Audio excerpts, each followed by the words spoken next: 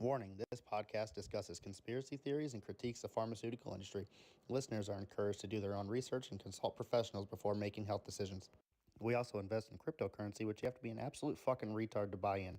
Make sure you're consulting a financial expert for more information on this.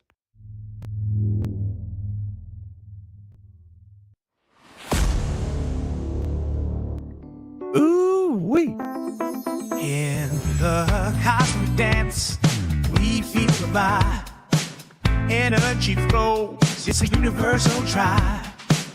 Spirits igniting like stars in the night. Can you Cosmic and Cosmo, fuck we're a ghost? catching the light. Let's dive deeper into the unknown. It's different. Feel the groove of the show. Unraveling secrets. Come and let it flow. Vibration.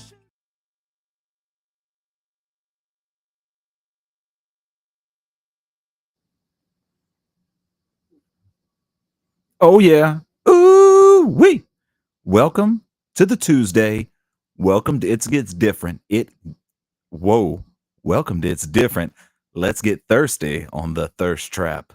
The thirst trap, the history and the impact of the sex work industry. We're going to learn some things tonight, boys. We're going to get excited. We're going to have some fun. We're going to bring it back because I wasn't here last week and I'm fired up to be here. Super excited. Let's get everybody out here. Let's get the gang out.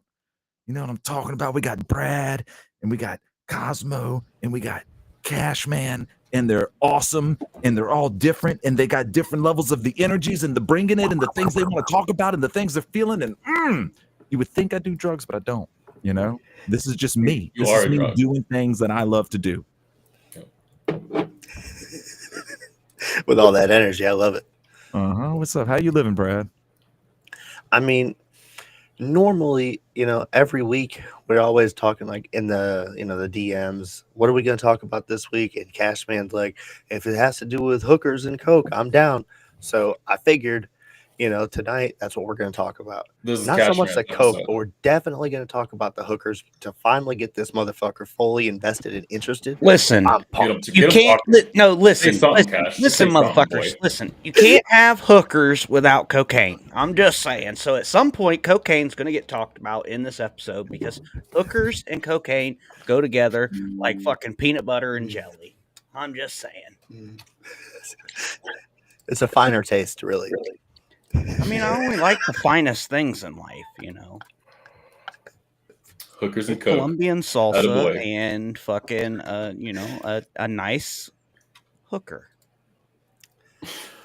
Colombian salsa? Is that the same as that Christina Aguilera? I know about that white girl, you know what I'm Oh saying? yeah, that white girl, but we like to sound I'm bougie and spicy. Cashman. Yeah. Colombian salsa. Colombian salsa. Pretty So, bougie for sure. Colombian salsa. so fancy. What is this? No, do not restart computer. Oh my goodness.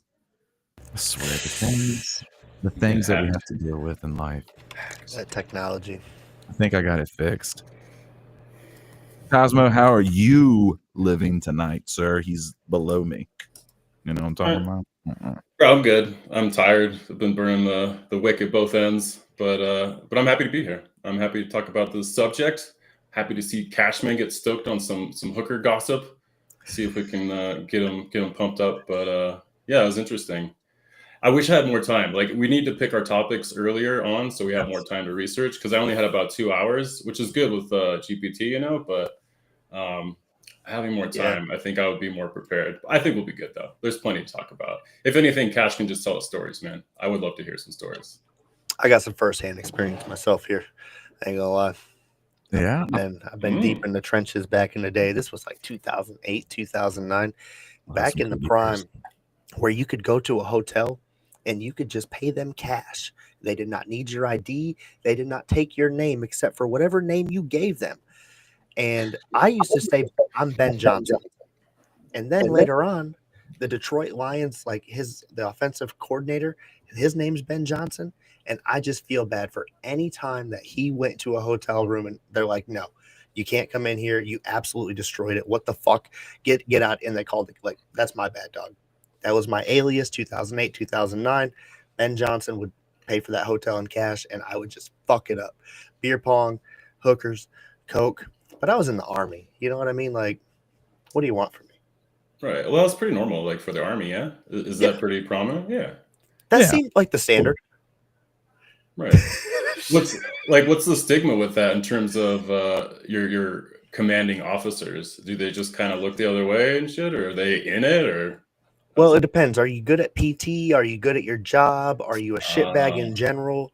Because like That's I was good right. at PT. Like That's what you're saying. Yeah. I maxed the physical fitness test early on. Later on, I became a piece of shit. Not gonna lie to you guys, but early I could run, I could do the push-ups, could do the sit-ups way too easy. I was 17, but like they just made sure that like I got a firm talking to, I got exercise the shit out of. They're always like, hey, do push-ups, and I'm like, yeah, because like I'm fucked up on coke, so like whatever, that's cool.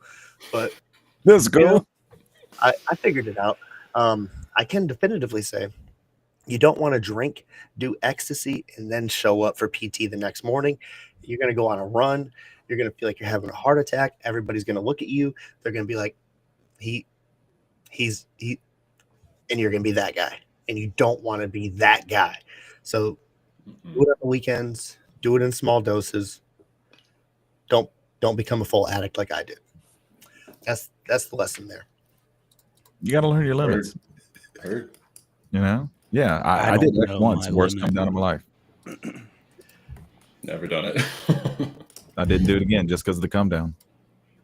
Really? Well, why was it like a bad experience, or what? Do you want to elaborate at all, or not? Me? Yeah.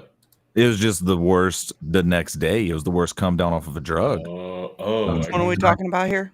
X.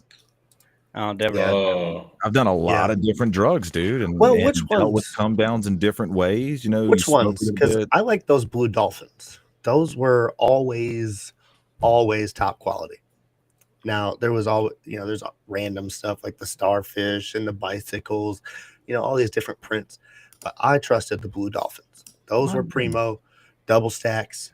Now Remember back in the day, you used to be able to trust the drugs you got. Like nowadays, you got to worry about going to the fucking. Well, I mean, personally, I don't do drugs anymore, but I'm just saying, like nowadays, I hear people go to the drug dealer and they get a bag of Fetty when they was just looking to speed up instead of go down, and they went down, but they went didn't come back down. Yeah, I thought about that. I was like, I couldn't do drugs. Yeah, 2008, 2010, it was safe.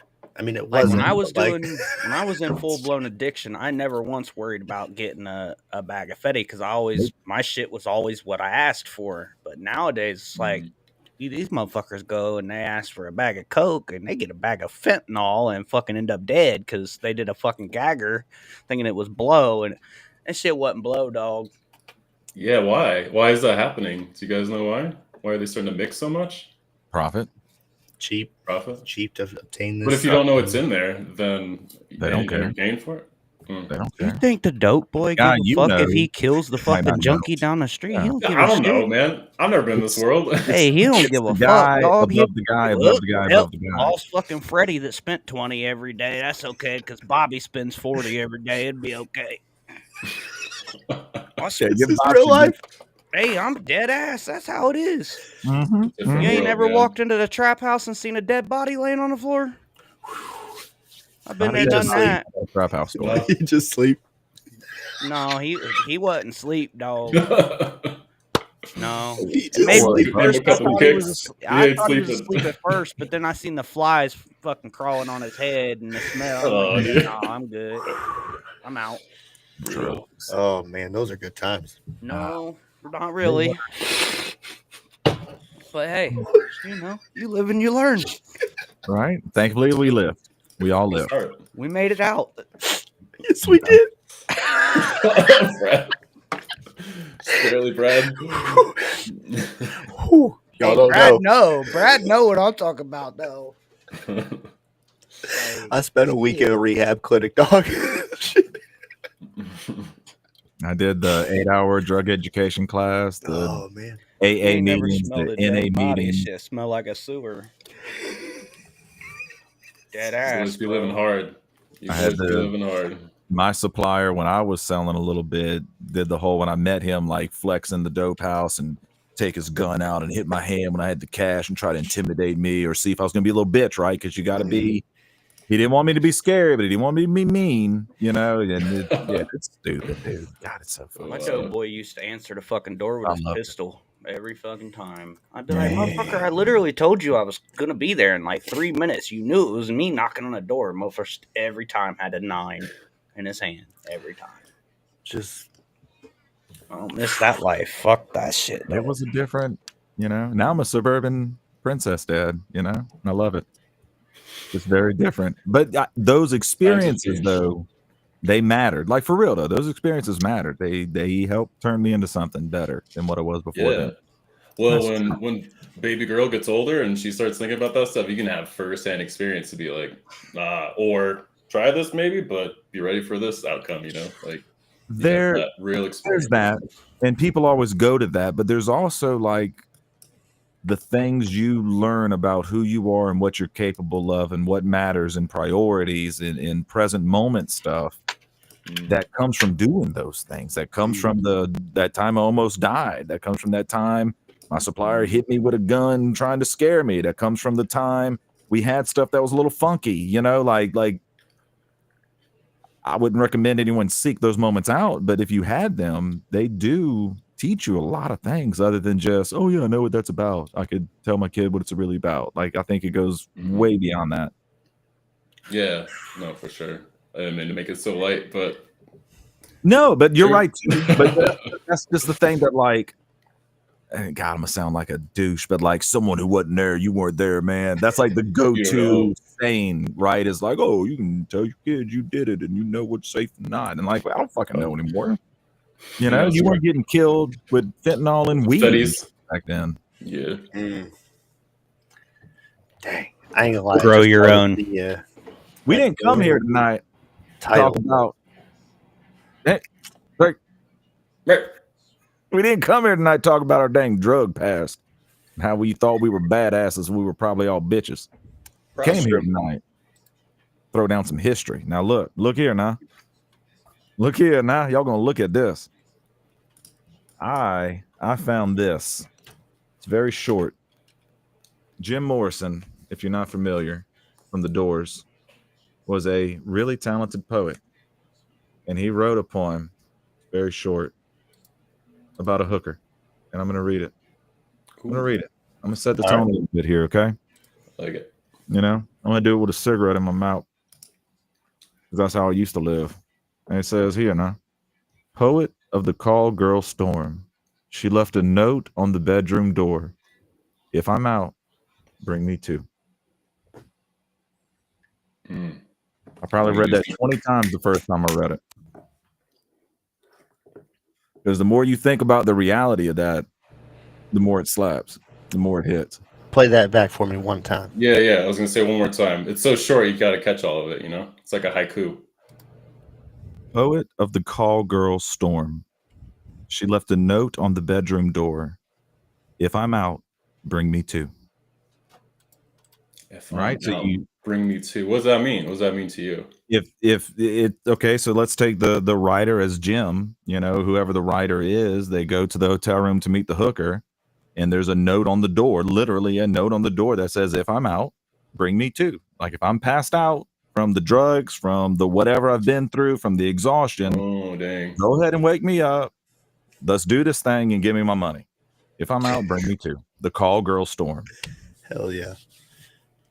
I mean, that's pretty profound because it really harkens to kind of the psyche of the hooker, prostitute, right? Like what they go through. And reminds me of the movie Monster. Did you guys ever see that with Charlize Theron? She just looks like crazy haggard, but it's about her life and she's a prostitute and all this horrible stuff that she goes through. And it's brutal, but it's really eye-opening too, you know? Which is interesting because if we talk about the history of prostitution, it started out as a very sacred practice to where they would have priestesses and temples that would have strangers essentially come and they would be the masters of sex. They would be there to essentially awaken consciousness in these individuals.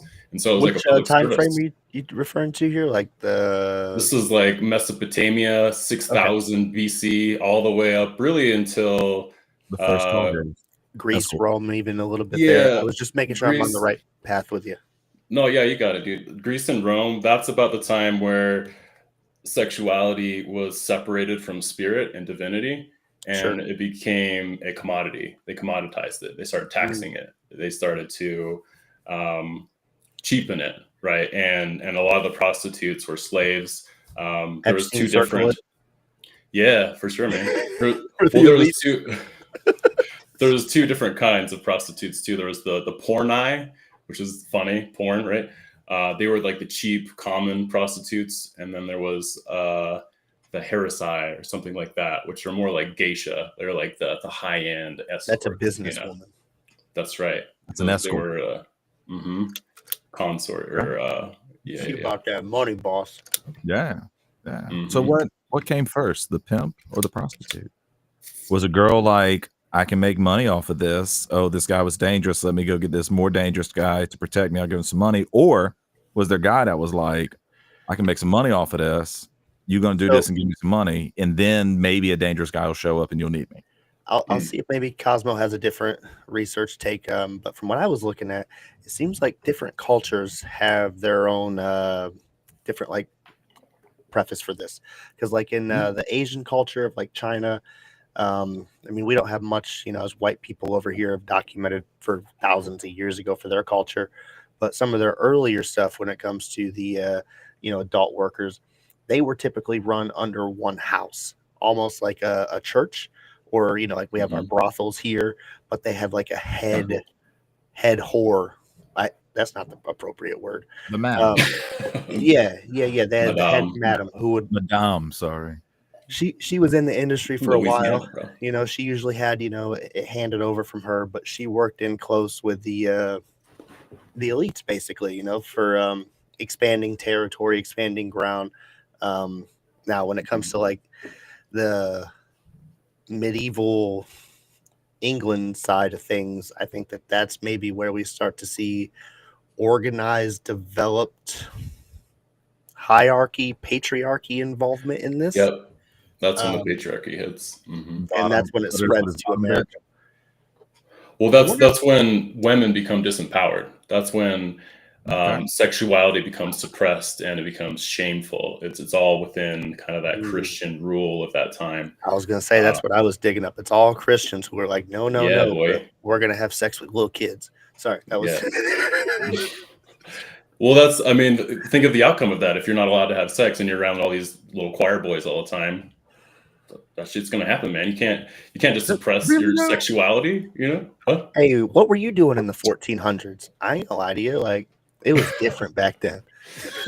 Different, for sure. Oh, my man.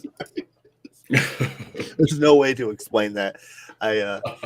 In like the conversations of like, oh, it was just a different time back then, 2,000 years ago. It was normal. What the fuck are you talking about? No, that's not normal to have sex with a kid. I don't care what fucking generation we're talking about. You should have like some sort of sensible understanding. Like, I'm doing something wrong, no matter what fucking generation, what culture you're born into. I don't understand how like this happens. Ain't gonna lie. That's weird shit. I mean, it's a lot of it is very dark and like ritualistic, but it's been around forever, man. I said it's like it shouldn't have been around like that time frame, but it's been going on forever. There's all kinds of reliefs and sculptures and paintings of like groups of men like mutilating children, like drinking their blood, all kinds of stuff, dude.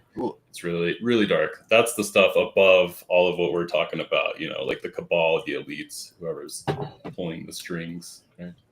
I thought that was going to be more of an hour 2 thing, but I mean, we kind of got there. But like, no, like there's things that sounded batshit crazy. And then years of my own research, which I'm sure some of y'all went down this rabbit hole too, things like adrenochrome and all doesn't sound that crazy. Because to me, like what Cosmo said earlier, like sexuality suppressed and you're around these choir boys, I don't see a natural path where that becomes the shift. I don't. That maybe that's just me, right? Everyone's wired differently. Sure. But if there is something else, if there is an elixir of life type aspect, if there is a ritualistic aspect that had actual effects, if there is a drug aspect that has like legitimate effects, right? Zuckerberg had that post that they saw way back, 2013, 2012. Yeah. He said it was the greatest drug he ever took. And like Cosmo said, there are paintings, old paintings that depict this stuff Really old, vividly. yeah. You can't confuse what's happening here. No. And it really makes me wonder, like, is that what got behind all the sex trafficking aspect and the child aspect? Is there like a real, is that like a real thing? Like that would be a reason, where I could see some legitimacy. So I don't know if this has anything to do exactly with what we're talking about, but I can say from experience, I've gone to a massage parlor where they were Asian, and I have hands down got the best hand job from one of those massage parlors, and that probably was the best drug I've ever had. So if that's what he's talking about, I'm with it. And just You got it, Brad. That's exactly what he was talking about. They know all the release spots. They know how to get it. And that's not an endorsement. That's just, an experience. Yeah. Well, I think it's an initiation. That's what my research has shown me, and reading between the lines, because a lot of that stuff is not going to be in plain sight. All of this really, really dark and hidden stuff is not going to be in the light. You got to look for it. But that's what I think is going on, especially with the kids stuff. It's an initiation to where once you cross that line, you're broken and you're under their control. Because there's no coming back from that. If you think about that act or doing anything to something as innocent as a child, that changes you forever. That's like Lord Voldemort shit where your soul shatters, Well, there's a thing though. There's a psychological thing about barriers and about once you cross certain lines, it's taboo until you've done it. I always give the example. I had a partner back when we were in like the college days, and he came back from New Orleans. He was like, bro, you ever jacked off in the car? And I looked at him, it's like, what are you talking about? He's like, man, it was nighttime. I was driving up there and I just, hit that long stretch in Gramercy. There's nobody. And dude, it was awesome. It was really exciting. It felt great. Like it was dangerous. I'm not supposed to be doing it. I'm going 80 miles an hour. And I was like, you're fucking insane, right? But then if you do 62 or then something, you tried it. I don't know about doing 80 and jacking off. Like, damn, bro. if you cross do it in that the neighborhood, line, bro. shit. It's not insane once you've crossed the line. And this goes for any social norm that you're constricted to. You can justify anything. Once you push past that barrier, it's no longer there. And anything inside of that barrier is now normalized. Right. So ritualistic, maybe like I got something on you, but also in the aspect of you are now open to doing so much more stuff. Yes. Yeah, that's a good point. It's like a gateway drug in a sense, but a gateway initiation. Jesus Christ. Man. I want to say, as a safety concern, you should be wearing your seatbelt and doing the speed limit while jacking off and driving. It's going to reduce some mobility there, boy. Mobility. That cruise control. Keep your eyes You up. gotta move that steering wheel so you got more room. Like, You definitely want to move that up. turn on that seat warmer, get the air conditioning all right, maybe crack the windows a bit. Get the wind on there, but not too much. Not too much. No. Look, You don't next want that time cold you air. get in your partner's car and he's got a couple socks on the floor, Oh, God, dude. you know what they're there for. Yeah, because we ain't using those McDonald's fucking napkins. Those are way too rough. Let's calm down with that. Like, yeah, roll the wind. Yeah, get that stank out. Let it breathe a Get little that bit. heat. Mm. Get that fresh air. Barriers, though, social norms. It's a serious thing that once you break them, you break them. I've done a couple of road trips when I was in the Army, like going from Florida to Colorado, and what are you gonna do? Just drive the whole fucking time? Like, that's insane. Just stay awake. You're gonna be a normal person. Coffee, only do it a few times. And like, how many Red Bulls are you gonna just sit there and chug? Like, Up and down, up down. And like after like the fourth one, you're like, I gotta do fucking something. And so like, duh. Duh. Yeah. No, but 18 years you're old driving cross country. Act like I'm not gonna beat off every 12 hours. Chill, bro. Chill. You got alarm set. schedule to keep. No, you're right though, Cosmic. I think they found patterns with serial killers and people that are just like brutal in terms of their crimes, and there's signs like really early on where they're like mutilating animals, they're killing things without remorse, so it's like a snowball effect. And I think it's the same as drugs or anything, where you get a hit and then you want more. It's not enough, so you keep getting more and more extreme. And I'm sure it's the same thing with the kid stuff, and so God knows what's after that. I can't imagine what's after that, dude. What up, Tokes? Ooh. Tokes. I got a question. I know you and Brad both have like presentations ready, but I do have a question. We good. Do y'all separate kind of what we've been talking about from prostitution? Like, I guess prostitution has its own line of consensual and non-consensual prostitutes, but like the ring of prostitution in general, and then the professional sex worker industry are all these under one overarching thing for y'all? For me, they're very compartmentalized and really cleanly separated, but for y'all, is this like the same thing? Well, you go, Brad, and then I'll go. I've got They're under the same umbrella. But that's the same. Are we trying to differentiate the OnlyFans hoes versus the hookers on the street walking at night? What was we're differentiating the Diddy stuff, dude? Yeah. What was the terms that you said? What was it, Cosmo? What was like the porn night and the other one?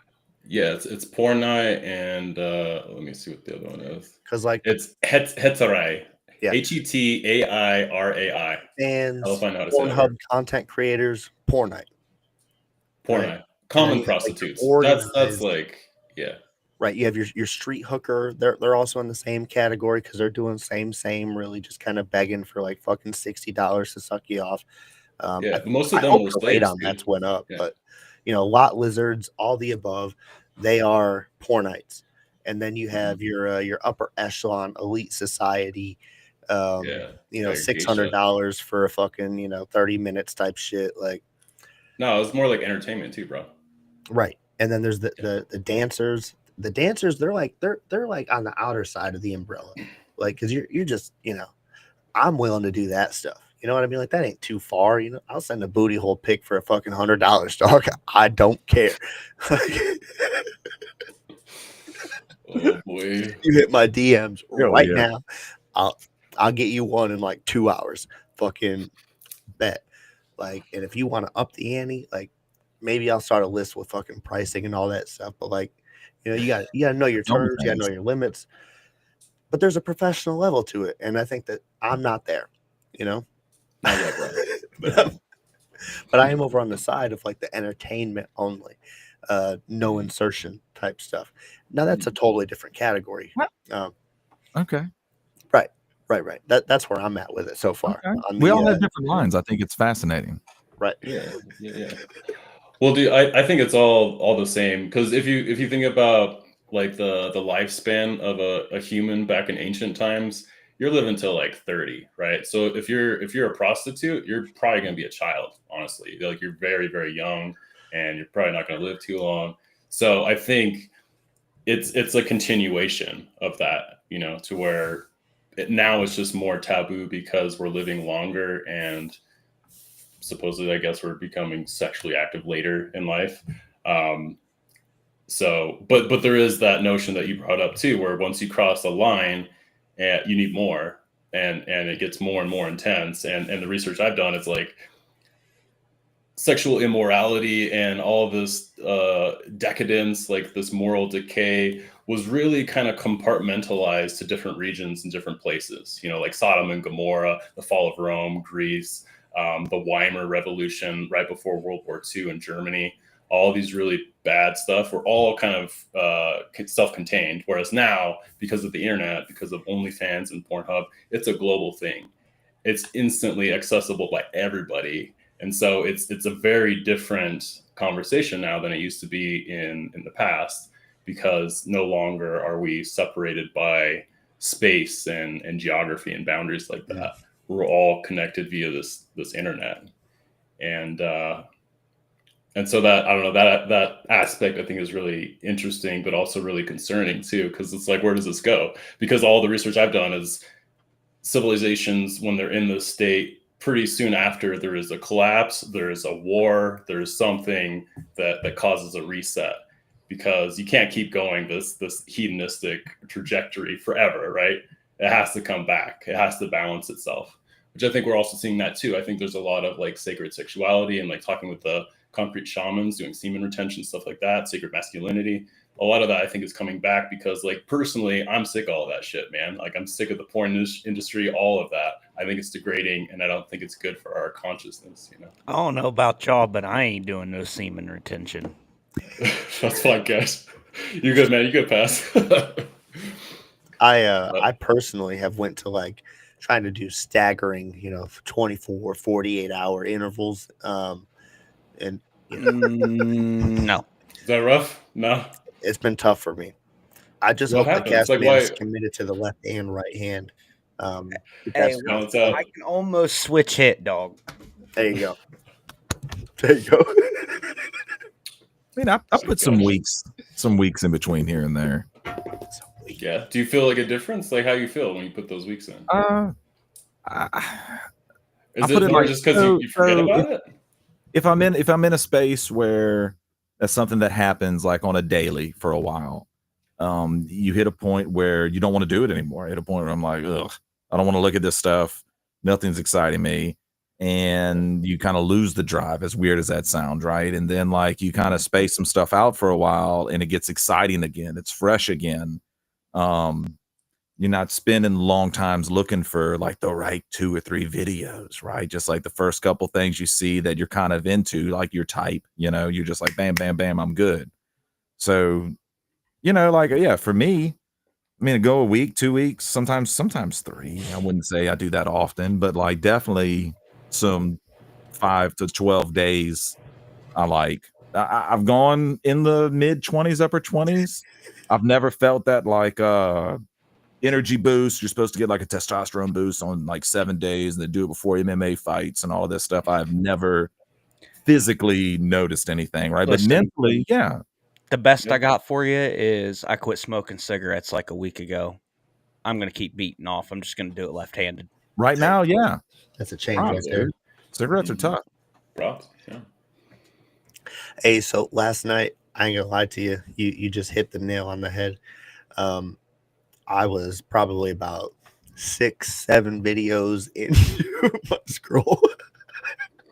It happens. I need you to keep a straight face down there. God You damn was it. on page 2, wasn't you? Yeah. So like, and I've done a couple of intervals of like, oh, this one ain't good enough. This one ain't good enough. And like, I finally found one that was Good like, enough. okay. And they're speaking Spanish, right?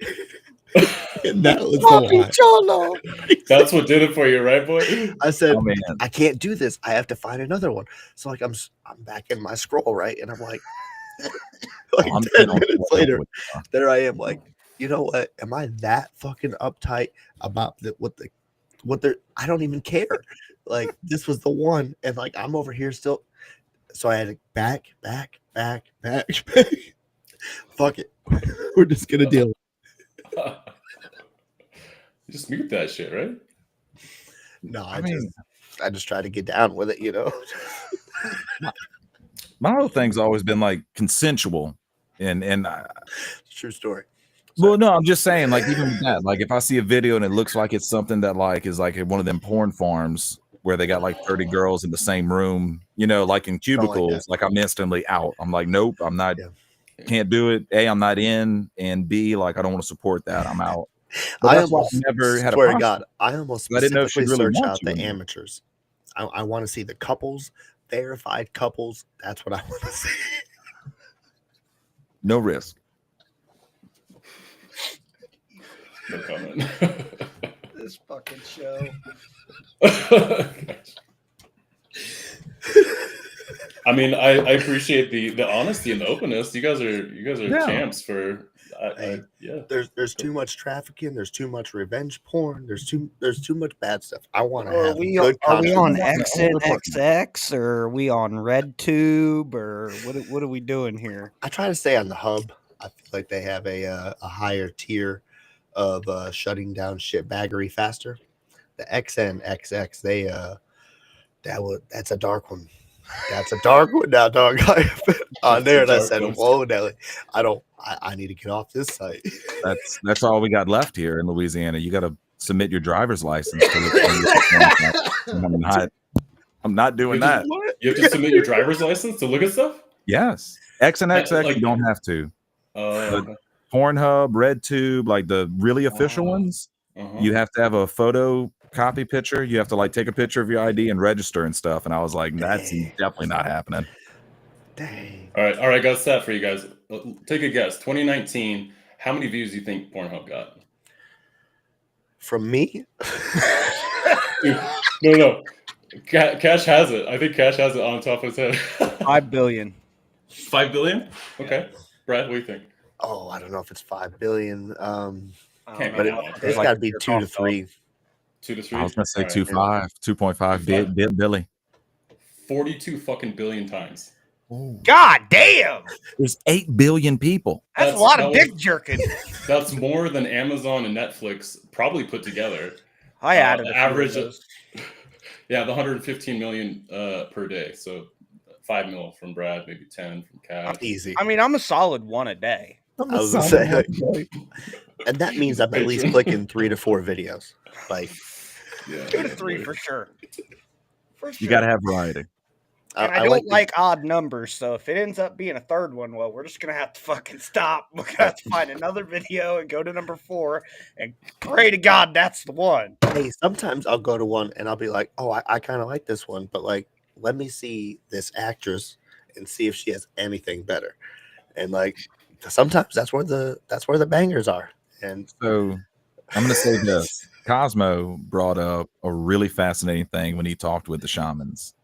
And he brought up the oxytocin release at the higher level and how it's like a bonding agent, right? You brought up how it's the same thing babies when they breastfeed, right? So these things become ritualistic. What you use, the place you're at, scrolling the pages, the type of girl, finding more of her videos or more of a position, it all becomes a ritualistic form of seeking that hit, and it bonds you to it. And it takes your time. And isn't there like a religion that owns most of these sites? We were talking about this stuff was religiously guided. It is the Jewish people. can we say that? I just did. Well, It's not slandering. It's a fact. Yeah. What's interesting about that is the Weimar Revolution in Germany before World War II was heavily into like debauchery and LGBTQ stuff, like a lot of exploratory things. And who do you think those establishments were run by? And why do you think the Nazi Party was really adamant about shutting that down?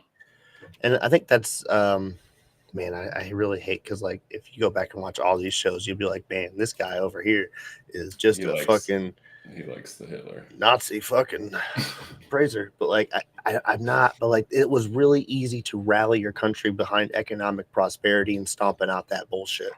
Yeah. It really was. And I think that like we're basically, pardon my take here, we're seeing the same thing on the Republican side right now with stomping out waste, fraud, abuse, sexual trafficking, all that stuff, but like, what are they replacing it with? So, what are they replacing it with? Well, I think it has to be replaced with respect and treating sexuality in a sacred way. It's not going to. I know. Probably most of us don't want to do that, but that's what it takes. You look at history; these patterns repeat over and over again, and that's the solution. There's actually a really good quote. Let me find, because it describes the pattern really quick. Okay, so it says, "Hard times enforced discipline. Good times bred indulgence. Indulgence eroded the very qualities that created the good time." That's like the good times, weak people type cycle, right? Just in another way. Same thing. Yeah. Yeah, and there was this dude, Dr. J.D. Unwin, who did a study of 86 different societies, past and present, and the same pattern occurred with them. So there's this rise and fall of prosperity and overindulgence and hedonism, and then that relating to a lack of discipline, and then the fall of that society, and then the need for discipline again, and then that rising back up. And so we're just going through this wave of, the ups and downs of sacred and profane. It just goes back and forth. Yeah. So the history of sex working has literally accompanied the rise and fall of civilization. Could we say that? Is that a thing we could say? Yeah, I mean, I think a lot of us, or a lot of, especially religion, want to pin the fall entirely on that. I don't think that's the case. I think it's a part of it. It can be a catalyst, but it's definitely a huge factor, and I think we see that today too, with just like our overall state of consciousness and how we treat sex. Which no judgments or criticisms. It's just that's where we're at. It's kind of wild. I think it's really wild. to look at it like that. FBGM. FBGM. Fuck bitches, get money. Yeah.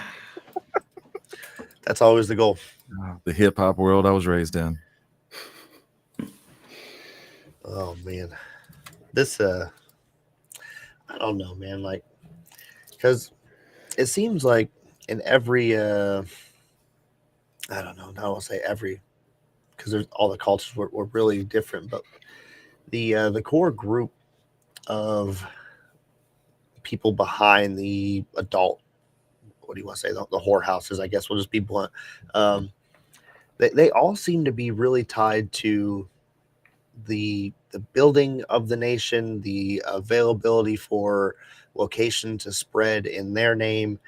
There would even be like a lot of times that, like, I don't want to say they would work with the church, but they definitely knew about each other's existence and would oftentimes help each other out back and forth to politically lobby the government in both of their favor. And that really happened, especially like in like the medieval era, like 1600s of Europe. And it kind of looks like that may have been a reason for the freedom of America, and even stuff like that. It just continued to advance and push itself.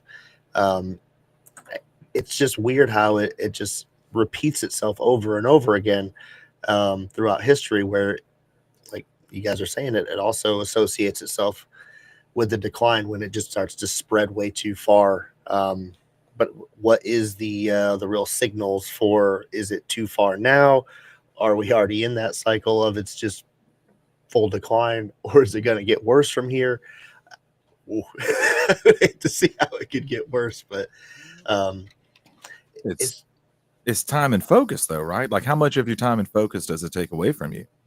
Because when it's something that you're excited about, you see something during the day, you think about it, or you just get that feeling, you focus on it, right? You might save it for later because you're busy or you're at work or you're doing something, but that's not, it's like an itch. You remember it later. So in a way, I think it's pushed on us heavily as a psychological thing. Another thing Patrick brought up, right? That was a really good show y'all did. And Patrick brought up the portrayal on TV. Right? Like, they focus so much on these TV shows and these movies about couples having sex constantly, right? If you're not having sex 5 days a week, you're not in a happy marriage. And like he said too, very aggressive sex. Have I personally had aggressive sex in the past? I've had a couple partners who really were into that kind of stuff, or we had some hot moments. Yes. Not like crazy, but like, yeah, like a little more than like maybe a normal thing. But the moment and the people called for it. It wasn't like a thing where it was programmed in you. And I think a lot of us, and Cosmo brought up on that interview too. We were the first age. Me and you the same age, dude. Yeah, boy. AOL dial-up. Dad come home from work and you turn the computer off because you can't kill the pop-ups, right? Like taking 10 minutes for the lines to download to see a nipple, And we are the prototype of how that mentally affected our programming, right? On what's normal, on what you seek, on what you put your time and energy into. Because it's hard for me to fathom that before internet and before availability of this, before hookers are okay, like they should have their jobs, you shouldn't mess with them, which I've always kind of agreed with. But before we got where we are now, I don't think the time and energy was put on the individual level into all of that because it wasn't as attainable. Other things were attainable that you put your time and energy into, and you kind of might have brushed it off, or you turned into the douchebag trying to get the high school girl when you're 20 years old and fucking college or working your job and being a prick, you know? Because there's different types of people out there. I think it breeded both of those pros and cons. But I think it takes our time. I think like when I'm listening to y'all and kind of processing in my head is it's a war game. It's a war game for society. And we think we're good because it feels good. It's, you know, kind of changing my tune a little bit as we have that. Yeah. Well, I don't know. I want to pose the question. Do you guys think pornography and this instant access is good for us? Like, is there really good benefits to this? Because I've explored that too. I've like tried to really look at porn in like an ethical way and see, is it okay to really incorporate that into my life? And for me, like personally, I couldn't find a way to make it ethical and to feel really good about it. I always felt guilt, always felt shame, and that feeling too, man, of Cosmic that you're describing as well, is like that itch. That's addiction. I think like once you're out of it, then you realize there is no addiction. Like for me, I'm not addicted to that shit anymore, and it steals none of my time. And now I can put that towards my family, towards my work, towards whatever I want. But everybody's different, right? Like for me, I was addicted to that. So I need that discipline. I need to swing completely the other way. But not everybody's like that, you know? So I don't know. What's your guys' perspectives on like ethical ways of incorporating and really feeling good about it? Or do you guys not feel good about it? Or do you not give a fuck? Like, I don't give a fuck, to be honest. I knew that, Cash. We know that, man. What about you, bro? Like, I don't give a fuck. I'm beating my dick. I really don't care. Like, fuck it. Y'all chose to go fucking slut yourself out on the internet. So guess what? What happens? We do it. Is it the choice though? You think? Like a lot of them, it's not a choice. And how do you feel about participating in that if it's not their choice? Doesn't that feel kind of shitty? I don't know. Ignorance is bliss, right? Yeah, right? Exactly. Fuck it. Not my responsibility. Exactly. Not my job to care. But as long as you're watching, they're still going to get those girls. They're still going to pay them. As long as there's demand, you know? I got paid, right? Most of the time. Maybe. Not all of them. Probably not fairly.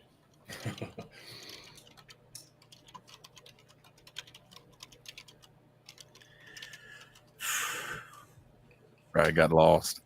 He's Green Man messaged me because we accidentally have his shit on there from last week when he was our guest. He's like, I don't want nothing to do with what y'all talking about today. Yeah, I don't want nothing to do with This is not cool. Fuck that Tuesday night show, man. That's edgy. I don't want none of that edgy conversation. Yeah, dude, before this, I was going to ask, is there anything we can't say? But now, obviously not.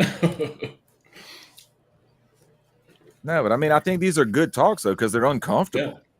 They're edgy. Good. Now, you have 4 people that are pretty comfortable being open, but not everybody is going to be comfortable talking about these things and sharing like we share. But I think that's important. Yeah. Well, it's crazy thinking about, too, like you said, we're the first generation that's been really exposed to this on a massive scale and on demand and increasingly getting more and more intense. I think in the past, it hasn't been a problem because of the consumption of it, right? Like porn used to just be in magazines and pictures, and it's not interactive. Of course, you can still make that connection, but now that it's like so immersive, like you got VR and who knows where it's going to go next, right? Like it's completely taking over our reality. And so it would be really interesting to see like correlate the differences pre and post internet and see what that looks like. And I imagine too that the prostitution industry probably more transitioned into pornography because it's much easier, a lot less overhead. You can make a lot more money with it. So that'd be an interesting thing. Yeah. What's that? Like the higher end of prostitution, absolutely. Not your trying to get a dime bag of heroin No, in. didn't hit them. You know, like, I don't think they would have done very well. mm. There's a lot of bugs out here tonight. I'm sorry. I'm keep fooling with my noise suppression, but it's every time I talk, you can hear all the bugs behind me. No, that's cool. Louisiana. Mm-hmm. Mm-hmm. But I don't know. I think it's kind of fascinating because it breaks us down into the consumer side and the creator side.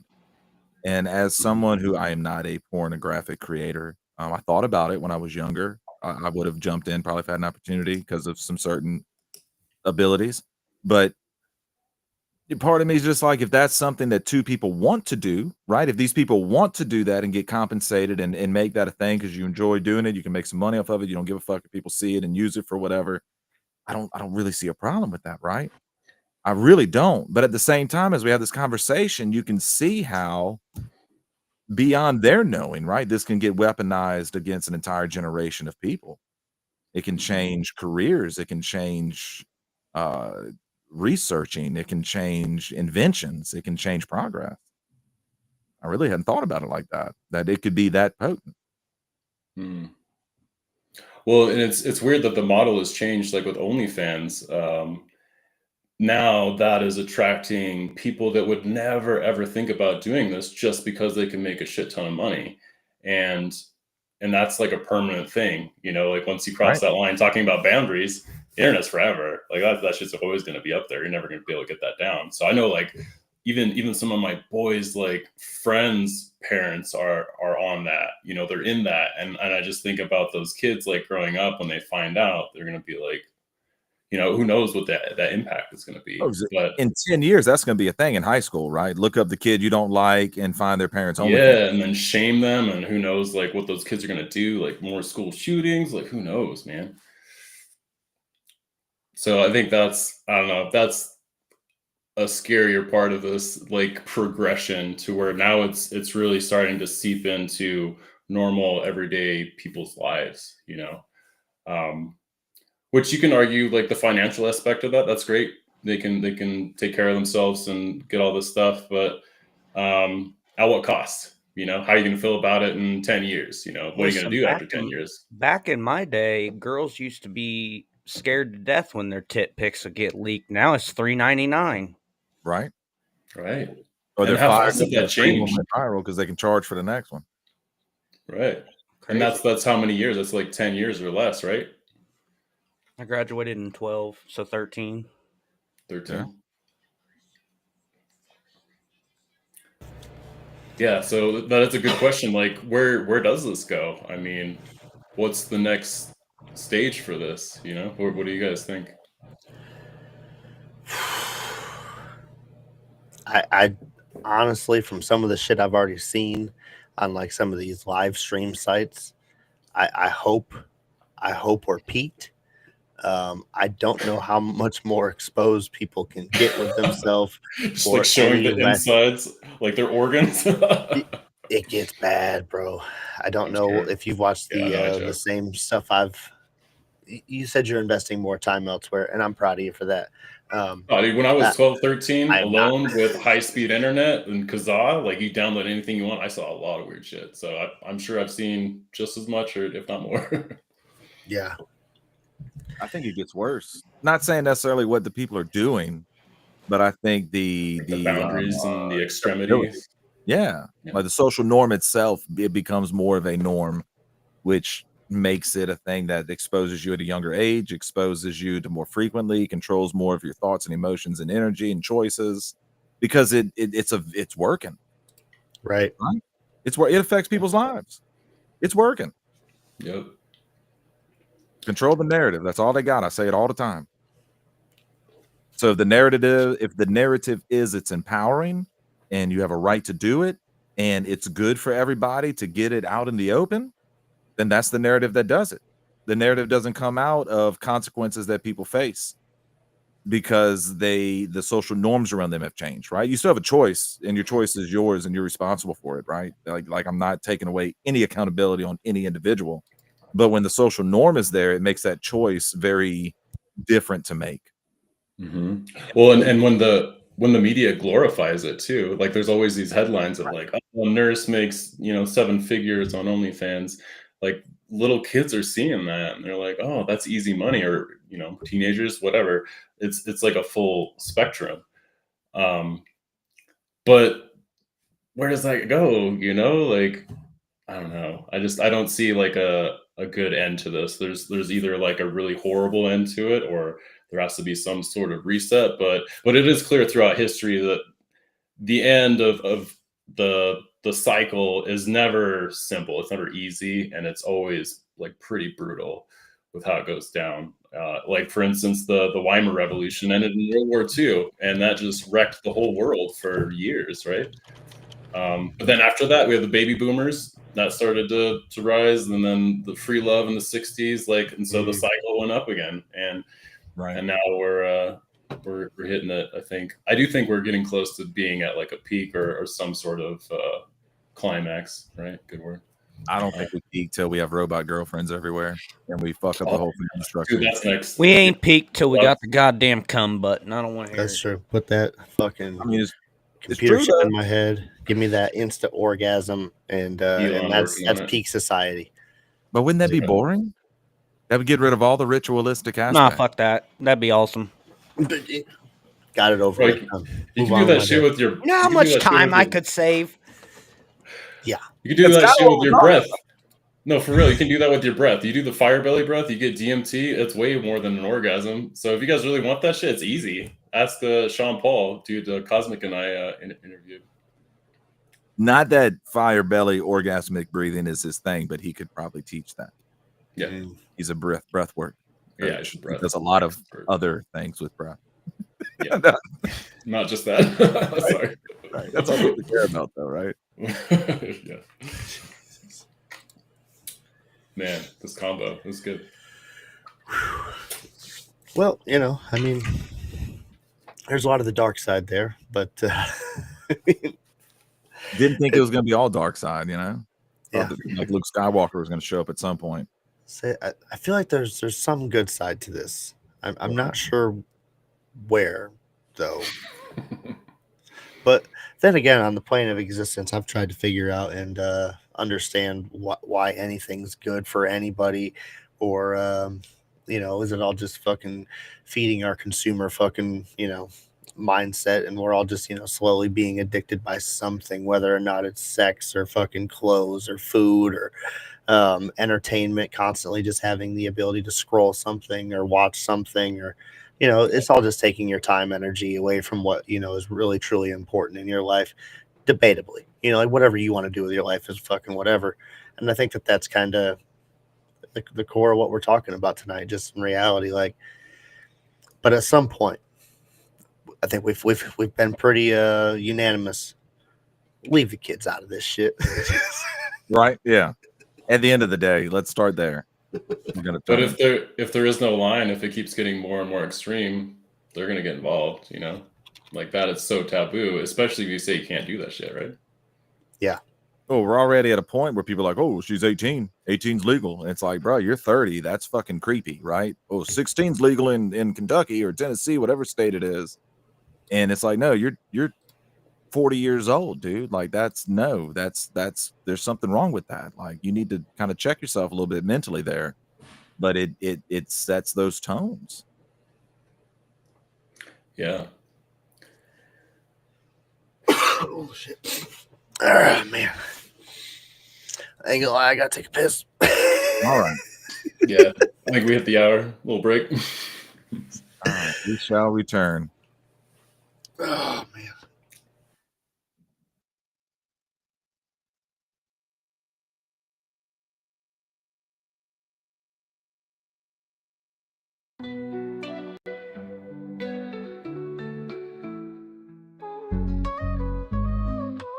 Toasting to the highs with every sweet drink.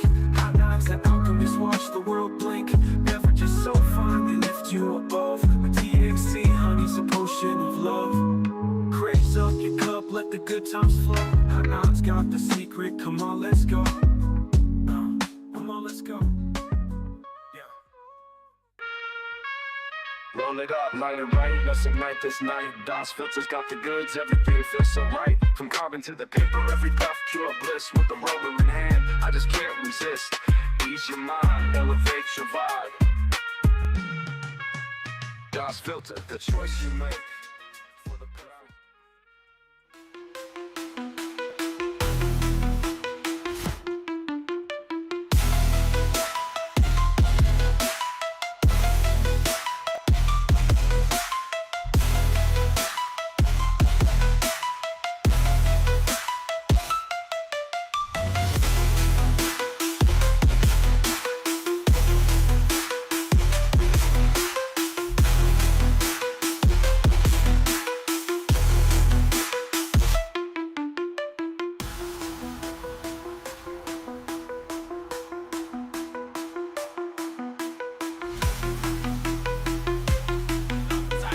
Every strain on deck, rolling up tight. Every strain on deck, from the depths of the flower. Come, connect, support other growers. We elevate the game, cannabis family unite. Let's light up a flame. With every puff we rise, watch the smoke fill the sky with the green revolution. Dab side, dab it, roll it, light it, flow for the love of the plant. Let the whole world know, supporting each other. That's how we grow. And the rope on its heights, let our spirit flow. In this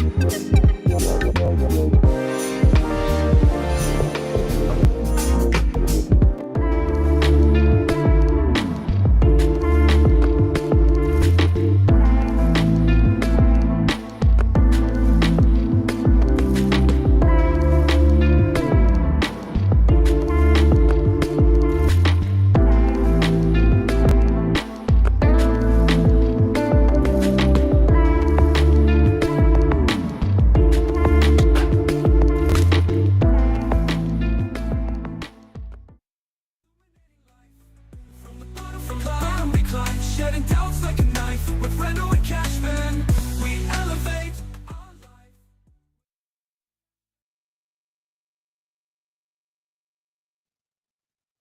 Ooh, we back, y'all.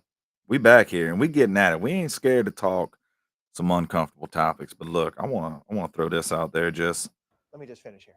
so y'all know. See, a pimp's love is very different from that of a square. Collins. What Fine. is that?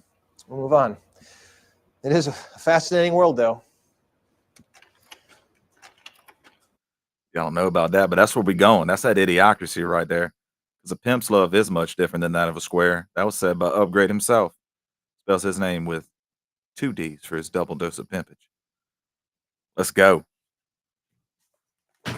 I like that, man. That's good. Idiocracy, bro. It's a prophecy, you know? Dude, that show, so prophetic. Watch it. It's real, man. Like we're there already. Same with Wally. Got all those Wally in a different way, but yeah. Yeah.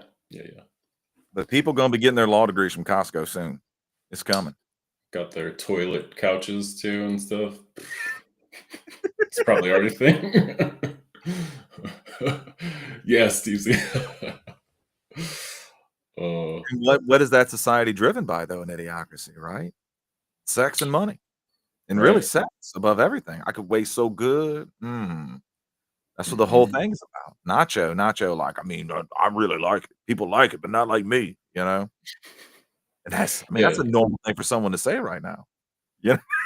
Yeah, no, that's true. I'm just waiting for when we start to water everything with Mountain Dew, like they do in that movie. They're like, the food's not growing. Good old Brondo. Get that Brondo up in this world. You know what I'm talking about? Good for the crops. Plants crave electrolytes. Yeah. How you remember all that, man? You just watched that? Dude, I've seen that movie since it came out. I mean, when I'm saying probably 50 times at least. It's one of my all-time favorite movies. I love it. Nice. I love No, it's solid. That's a good movie. It's funny. I need to watch it. Yeah, Isn't that Mike Judge, right? Is he the director? I have no idea. I don't get into none of that. I think I'm you barely did. I think you did Silicon Valley, which is another great show. Hey, it's Brad. Where you go, Brad? Why are you late? You hit up that X and XX? Yeah. Yeah, that third video. I was just trying to send the DM, explain what happened. You know, well, if you've tuned in, Or expecting quit being a Green little Man, fucking bitch about it. I mean, it's really not that big of a fucking deal. I mean, goddamn, it happens. A fucking mistake happened. You got tagged. Quit being a little fucking crybaby about it. If you're still in here, yeah, I'm fucking talking about you, Green Man. Quit being a bitch about it. And I didn't tag you, but if that's a problem, it's a problem. You know, we can handle that. I mean, I wasn't going to be as aggressive about it, but like it was definitely a technical error that we have clearly seen, and we apologize for the inconvenience. Nevertheless, there's nothing that we can do about it now. We would much rather have the title of our own show, which was a good title, right? Like we worked hard. Well, we didn't really work hard. I ain't gonna lie. Hard on that. we worked on it. Can we put that up? Can we put the flyer up? But we'd like to genuinely, you know, get the according people in for the audience, and you know, there's no way that like I'd want to associate anybody who's not attached with our normal Tuesday show lineup on this show. That would just be absurd. And like, if you think that that's like what was trying to happen, maybe your ego's a little bit too fucking big. Okay, maybe that was but that's just being real, like real with love. You're right. Like obviously, I'd much rather have my own shit up there, and I wouldn't like to fucking be out here looking like a retard. Yeah, I was trying to make sure and do that. Like a really fire fucking flyer, dude. Right. It was a little more subtle. We didn't have sex industry in there, so I think this was a little more approachable. Right. You guys didn't see this though. I tried a little Shepherd Fairy one. I like this one. Cool. Right. I like that too. Yeah, and I mean, whether or not we want to debate the topic and the overall sensitivity of it, it is a real life, issue, and just shit that fucking happens in real life. And I don't think that any of this is necessarily demeaning. Just to talk about it, bring it to light, share each other's opinions, be open minded about it. I don't think that that's really that much of an issue. Again, if it is. But here's the thing: if you have a problem, if it is, fuck you for real. But no, but on a real level, right? If you have a problem with anything being said or problem, there's something with you, because your emotions are a reflection. Your triggers are a reflection of you. So if you're angrily uncomfortable, and I'm not pointing this at the Green Man, I'm pointing this at anybody. It's something to reflect upon in yourself. Why does this make me uncomfortable? Why does this make me mad? Why does this make me want to not be associated? Why does this make me horny? Right? Like literally, whatever it is, it's very important when you feel that type of way about anything. You know, normally it might be me and Brad talking, but about anything, you need to look within yourself and say, okay, well, what can I work on? Right? Because nothing should really. A fully healed, integrated person is not going to be bothered by any of this, because they're going to say, okay, well, this has X to do with my life, or it does not. And I'm going to move on, right? It's not a thing. But if it does grab you, then there's something with you that you're not comfortable with about yourself that is going to help you to resolve, right? It's going to help you to sit in. And we talk about a lot of uncomfortable things on Tuesday nights, very uncomfortable, edgy topics. And sometimes I'm uncomfortable. You know, and y'all probably see it in my face. But I think it's very important because it helps people change their awareness and understanding and their focus, and it forces you to look within. Whether or not you want to believe it, people are out there jacking off right now on the highway.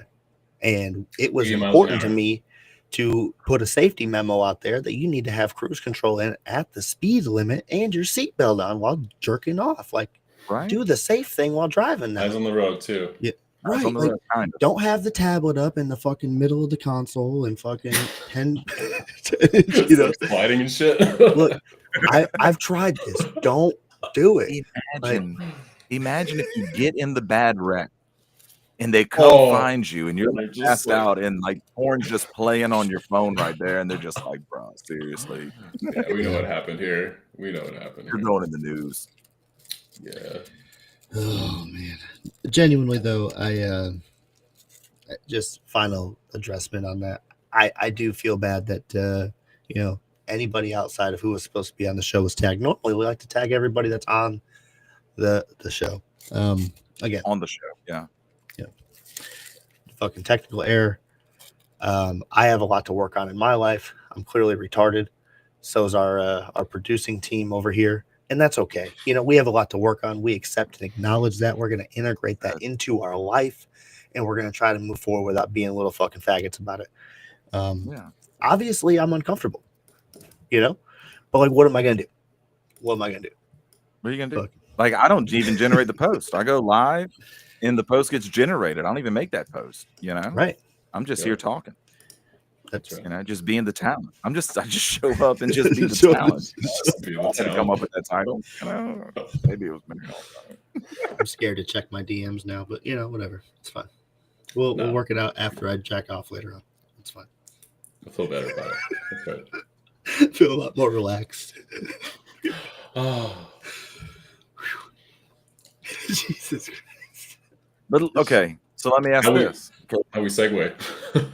We kind of ended talking about a spin that's put on everything, but is there something to the spin? Is there something to body empowerment, sexual empowerment, opening up, being public in certain ways? Is there something empowering about that, right? That has a net gain for the individual or for society? I mean, that's a legit question to ponder on. Okay, yeah, no, that is a good question. How do we look at like the porn stars? Do we look at them in reverence, like they're powerful beings, like they should be respected? I don't really think so, man. Like, I think everybody looks at stars like that lustfully. We look at it like, oh, I'm gonna go engage with their content or whatever. It's like a library to pick from, as opposed to in ancient times, the prostitutes were even held in like public ceremonies to like bless fertility and really to be part of the society, and they were really revered. And the empowerment came from women owning sex. Now it's more like women are being used for sex and they're empowered. Like, I don't see any empowerment there. No, they're kind of just exploiting themselves at this point, in my opinion. Yeah, it's the prostitutes or the football players. Yeah, because most guys idolize their damn sports athletes that they care so much about. They'd see Tom Brady and get weak in the knees, like if they saw George Clooney in the 90s. Like, that's where we're at right now. Like, they're fucking matter. I love the way he holds balls. Oh my god, right? I love it. Big fan. Well, look at what's her face, like Lily Phillips, the chick that ran through like 100 guys in a day, and now is going to do like 1,000. Right? Is she empowered? Have you guys seen the only thing I saw of that was like she was definitely being power bottomed, but it didn't she didn't seem super excited in that post interview. No. That post interview, she was wrecked, dude. Like, she was like, what the fuck? Well, like, that's got to be the same impact of like a fucking train, like 100 fucking like a real guys train. over and over. Wham. That's got to be some pelvic disruption, straight up. I don't know how you overcome that. You got to fly to Hungary and do that cheap full body checkout after that, right? You can't do it in America. Yeah. I've just went through the healthcare system. My God, it's fucked over here. But well, no, dude. Okay, sidebar. So my pinky toe hit a wall. I'm clumsy. I have no spatial awareness. Whatever. I'm accepting it, and it went sideways. So I snapped it back in place. This was 2 Sundays ago. I go get X-rays on Thursday. This doctor was super dismissive, like wouldn't answer questions. Like, no, I saw the X-rays, you're good. Didn't even look at my foot ever. He's like, how long you want off of work? 1 week, 2 weeks, 3 weeks? And I was like, dude, I want to be healthy when I go back. Like, I have good benefits. I'm cool with using them.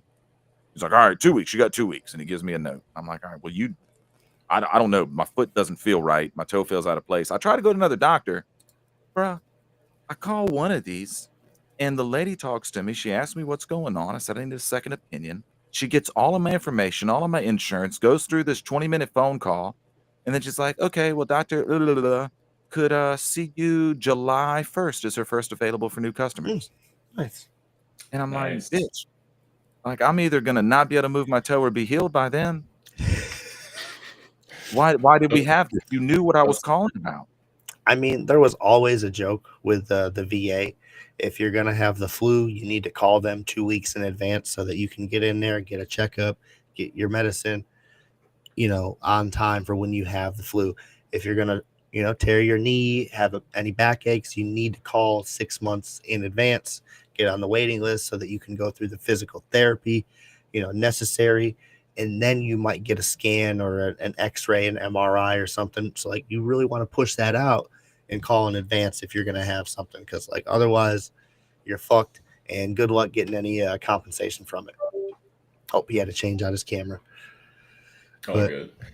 that Yeah, stuff with the VA is horrible, and I just, dude, we should do a whole episode on that. I would be into that. But Yeah. like our healthcare system is Make shit, sure you get man. the tags right. Yeah. No, let's just tag everybody. Everybody that's been Tag on the Obama. show will tag.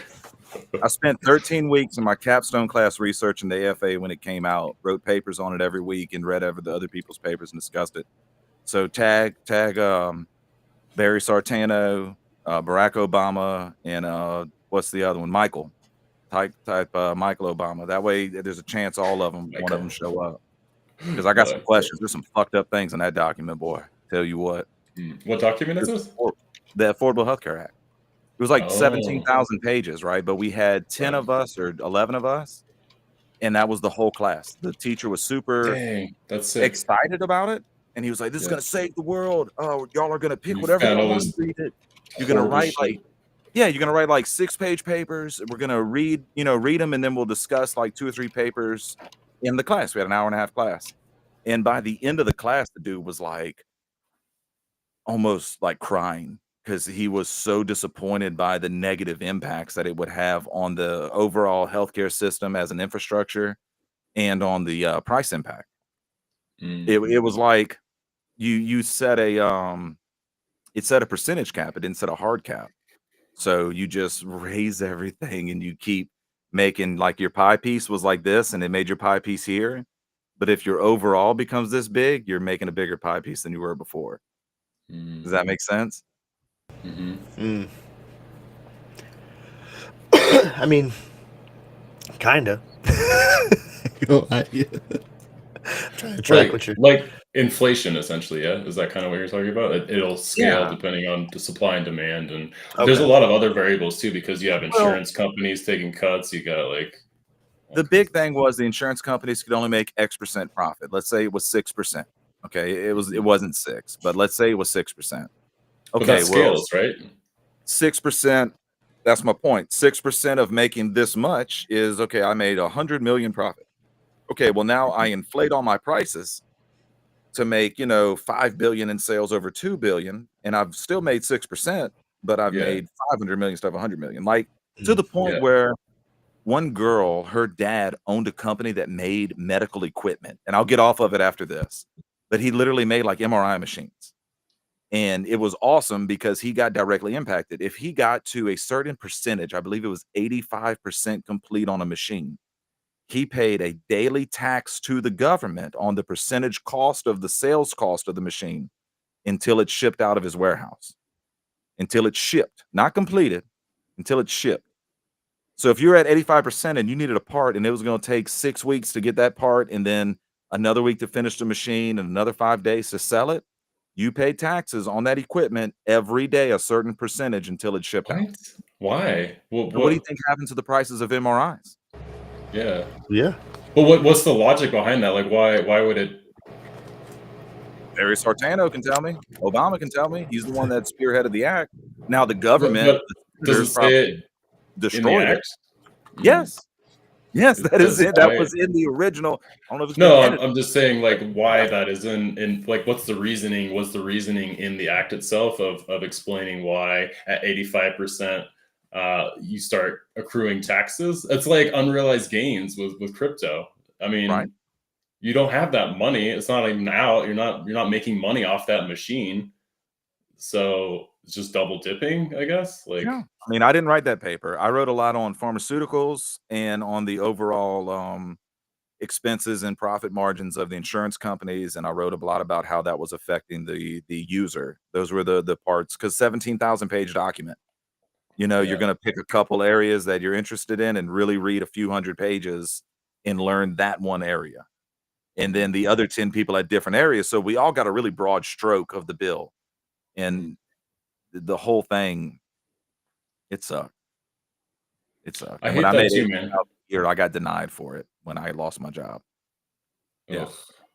Well, I hate that is the tactic with law and legislation, just to bloat the fuck out of it, so that nobody's going to read 17,000 pages. Most of us don't even read books like at all, right? Like that's where Americans are at right now, and that's another episode for sure. I think we can go hard on this. Yeah.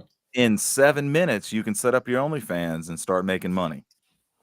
That's And you're right. gonna have customers lined up if you're good looking. America. Society, dude. That's where we're going. That's where we Well, are. everything is commoditized now. Like literally everything. I can't think of something that isn't, and if it exists, it will become commoditized eventually.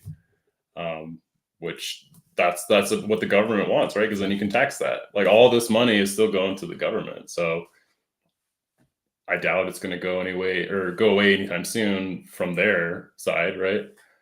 I mean, look at spirituality. That's something that you could look at my birth chart. 2016 is when I was supposed to start my journey, and it's about when I started my fucking journey, which is crazy, right? But 2020, it became big. And if you start looking at people that's been there for a while, I am all about you provide a service or you're teaching or you're guiding or you got something to share and you monetize that to make a career off of it to benefit you for your time, right? And all the work you're doing, I'm in. And the help you're doing for people, I'm willing to pay. But there's a lot of people out there that just take advantage and they teach a lot of bullshit and charge a whole lot of money for it, because if you charge a lot, it's got to be worth it. And that's a market that you wouldn't think would do that, right? Because you're not supposed to be like that. You know, like give me some fair wages for my time. I'm happy, let me help you. Well, there's no like example for that. Like we've lost our connection to spirit generally, I would say. So there's a lot of room for snake skin or snake oil salesman, whatever that expression is, right? Like swindlers. Yeah, grifters. Just whatever you want to slap on there. Just right. But I think, like, again, coming back to this oscillation between sacred and profane, like I think we'll start to see more of that. I think we'll see more concrete shamans. I think we'll see more people trying to get out of it or try to just have control. Because I think being out of control is more the issue, not about like sexual liberation or empowerment or anything like it's the out of control nature of it and the extreme nature of it that's scary, because that leads to destruction. Absolutely. Well, that's just that's kind of what we were talking about, I think right before break, right now everything's just so diluted, overexposed. There's no real, and I don't want to just talk shit, because there's probably some OnlyFans models who are the utmost professional. I don't fucking know, but I don't look at them all. Ones that I have peeped, early on, or all that stuff, it's just trashy content and like, pick me material, whatever they can possibly do for attention, selling out for fucking $5-10. Some understand the value of it, but never. It's just they're minimizing everything about who they are as a person, and they're selling out for just fucking garbage, really. Like there's no real inherent value behind it. And I'm not trying to just shit talk these women, but like $1 million ain't shit in this society. Set your bar high, get like a fucking $10 million bag, spend a weekend with a rich person, and call it a life. And just have standards. Like, for fuck's sake, this $5-10 for booty hole pics like is fucking trash. We gotta stop with the feet pics. Quality. Right? Like, come on now. Like, set the standard. Be out there, be a businesswoman. It shit talks the consumer. The consumer holds the most power. The consumer, not just of purchasing goods, the consumer of consuming content, holds all of the power. Demand. But you have to work as a collective to utilize that power. You got to have hundreds of people aligning on ideology, on their ideals, on their beliefs, on their desires, and sticking to a plan to shift for the products to catch up to what the consumer wants. Don't do that, so we give away our power.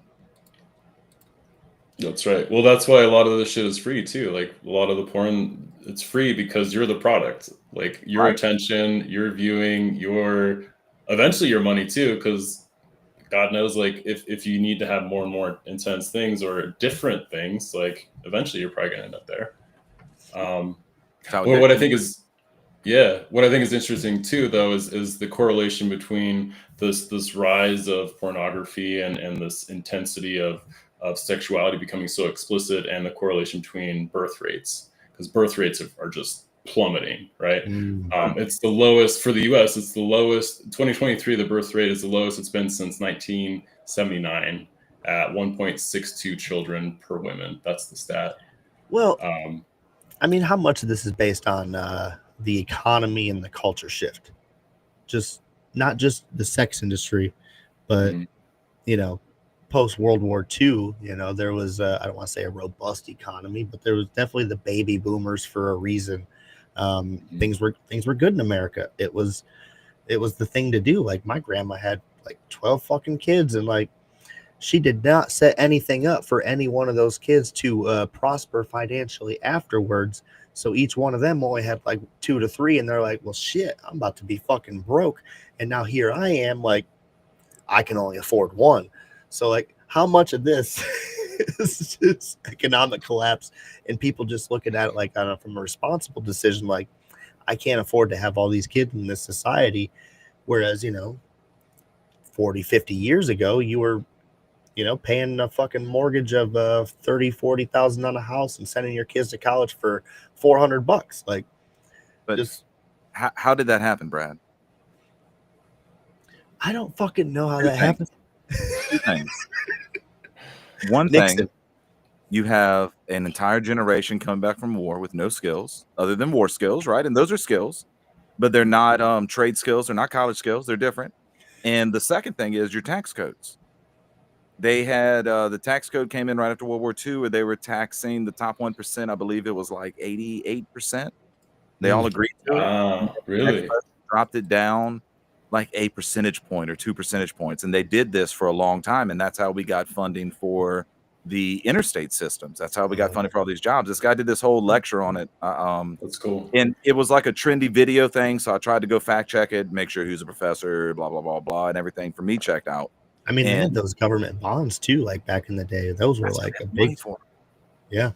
He was saying like you came home from war and being a butcher, you know, we don't think of that as like an elite level job, but it was I think he said it was a year waiting list to get interviewed because you were support a family comfortably job just having that, because there was so much money put into rebuilding the society. Yeah, New Deal. I wasn't sure if the Hoover stuff and the New Deal was the right time period. I didn't want to say that, Steve Z, because I did not go connect those dots. You know, I thought them, but I didn't want to be like, oh, he said that one thing wrong. You know what the fuck he's talking about. But they had that influx of money, and you had a clean slate of people willing to just soak up whatever they could. We have a different kind of clean slate. We were pushed into college. If you didn't get a college degree, you couldn't do anything in the world. You had to have that degree just to get an interview at just about anything, right? So we got into all this kind of debt. Most of us, like me, did not have a degree to get a good job, nor did we have the assets or the connections to get the good job. We were a clean slate. We were going to take up whatever the fuck we could take up and got pushed into. So I'm a fucking process refinery operator, right? It was the best I could do. And I ran away from that job for 10 years. Didn't want to do it. But we're a clean slate generation in a different kind of way, without a government injection. And, you know, to tie it into tonight, though, but it is true that has had sex put into our minds since we were children. And that does shape things. Brad, what if me and you never watched porn? What if we never put those times into that and the energy into that? Like, what would we have done different in life? I don't know.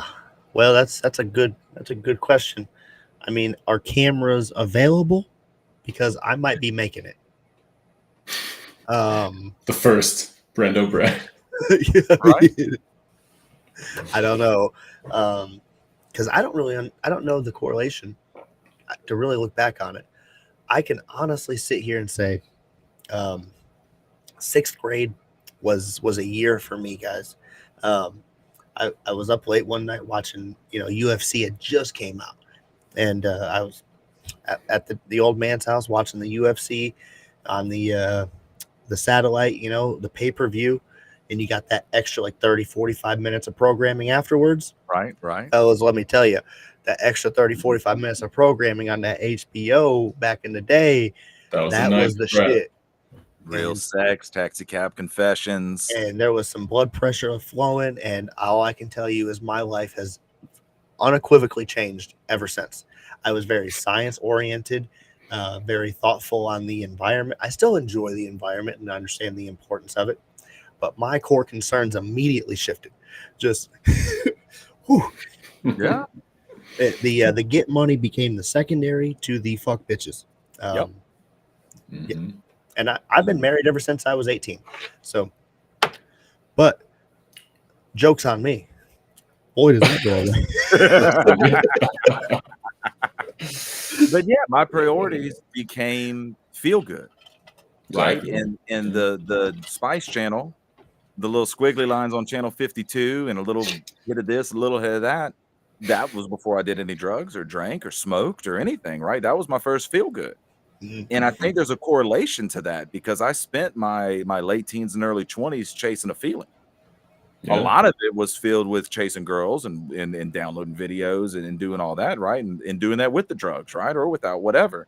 Sure. But it was all about chasing that feeling. And I was a borderline genius. Like I was Mensa tested.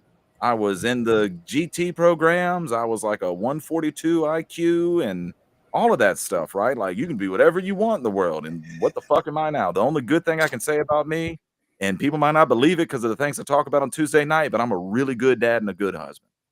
I can attest. A very happy, comfortable family. Yeah, and my daughter has a phenomenal life with a lot of education and mixed in with fun. But outside of that, as an individual, right? Like take that away from me. I ain't really done shit. I was in AP and honor classes in middle school and high school. And, the first time I got a hand job, I started getting C's ASAP, boys. Just and outside, not a selfie, got an outsider. I'm telling you, like that was like, okay, now I need to really just stay focused on these women over here. And what was that a mistake?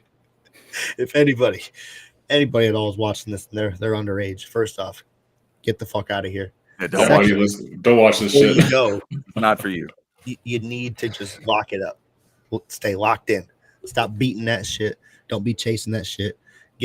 Get your bag first. Secure your fucking bag first. That's my only fuck up in life. Real talk. Should have secured that bag. So I think as a conclusion, and agree or disagree, please, like everybody. But I think what I've come to a conclusion as, I don't see any wrong or fault with individuals that choose to pursue financial gain from this. I don't. It's their choice. I do see fault in the individual as a consumer that will choose to make it a priority in their life, that will choose to make it a choice that they make over other choices that can benefit them, right? Because, like, look, you can any addiction, go get a hooker, you can go get a prostitute you really like, and you can have a great night, and you can pay her some money, and it's a fair exchange, and you had a good time. Or you can watch some videos where people did, or pay for an OnlyFans, and you can have a good time, and you're going to feel good. But what did you gain as the consumer from that? Right? There's nothing you're taking from that other than like a memory. And memories matter. So make sure you're getting some panties sent to you, a bottle of farts, minimum.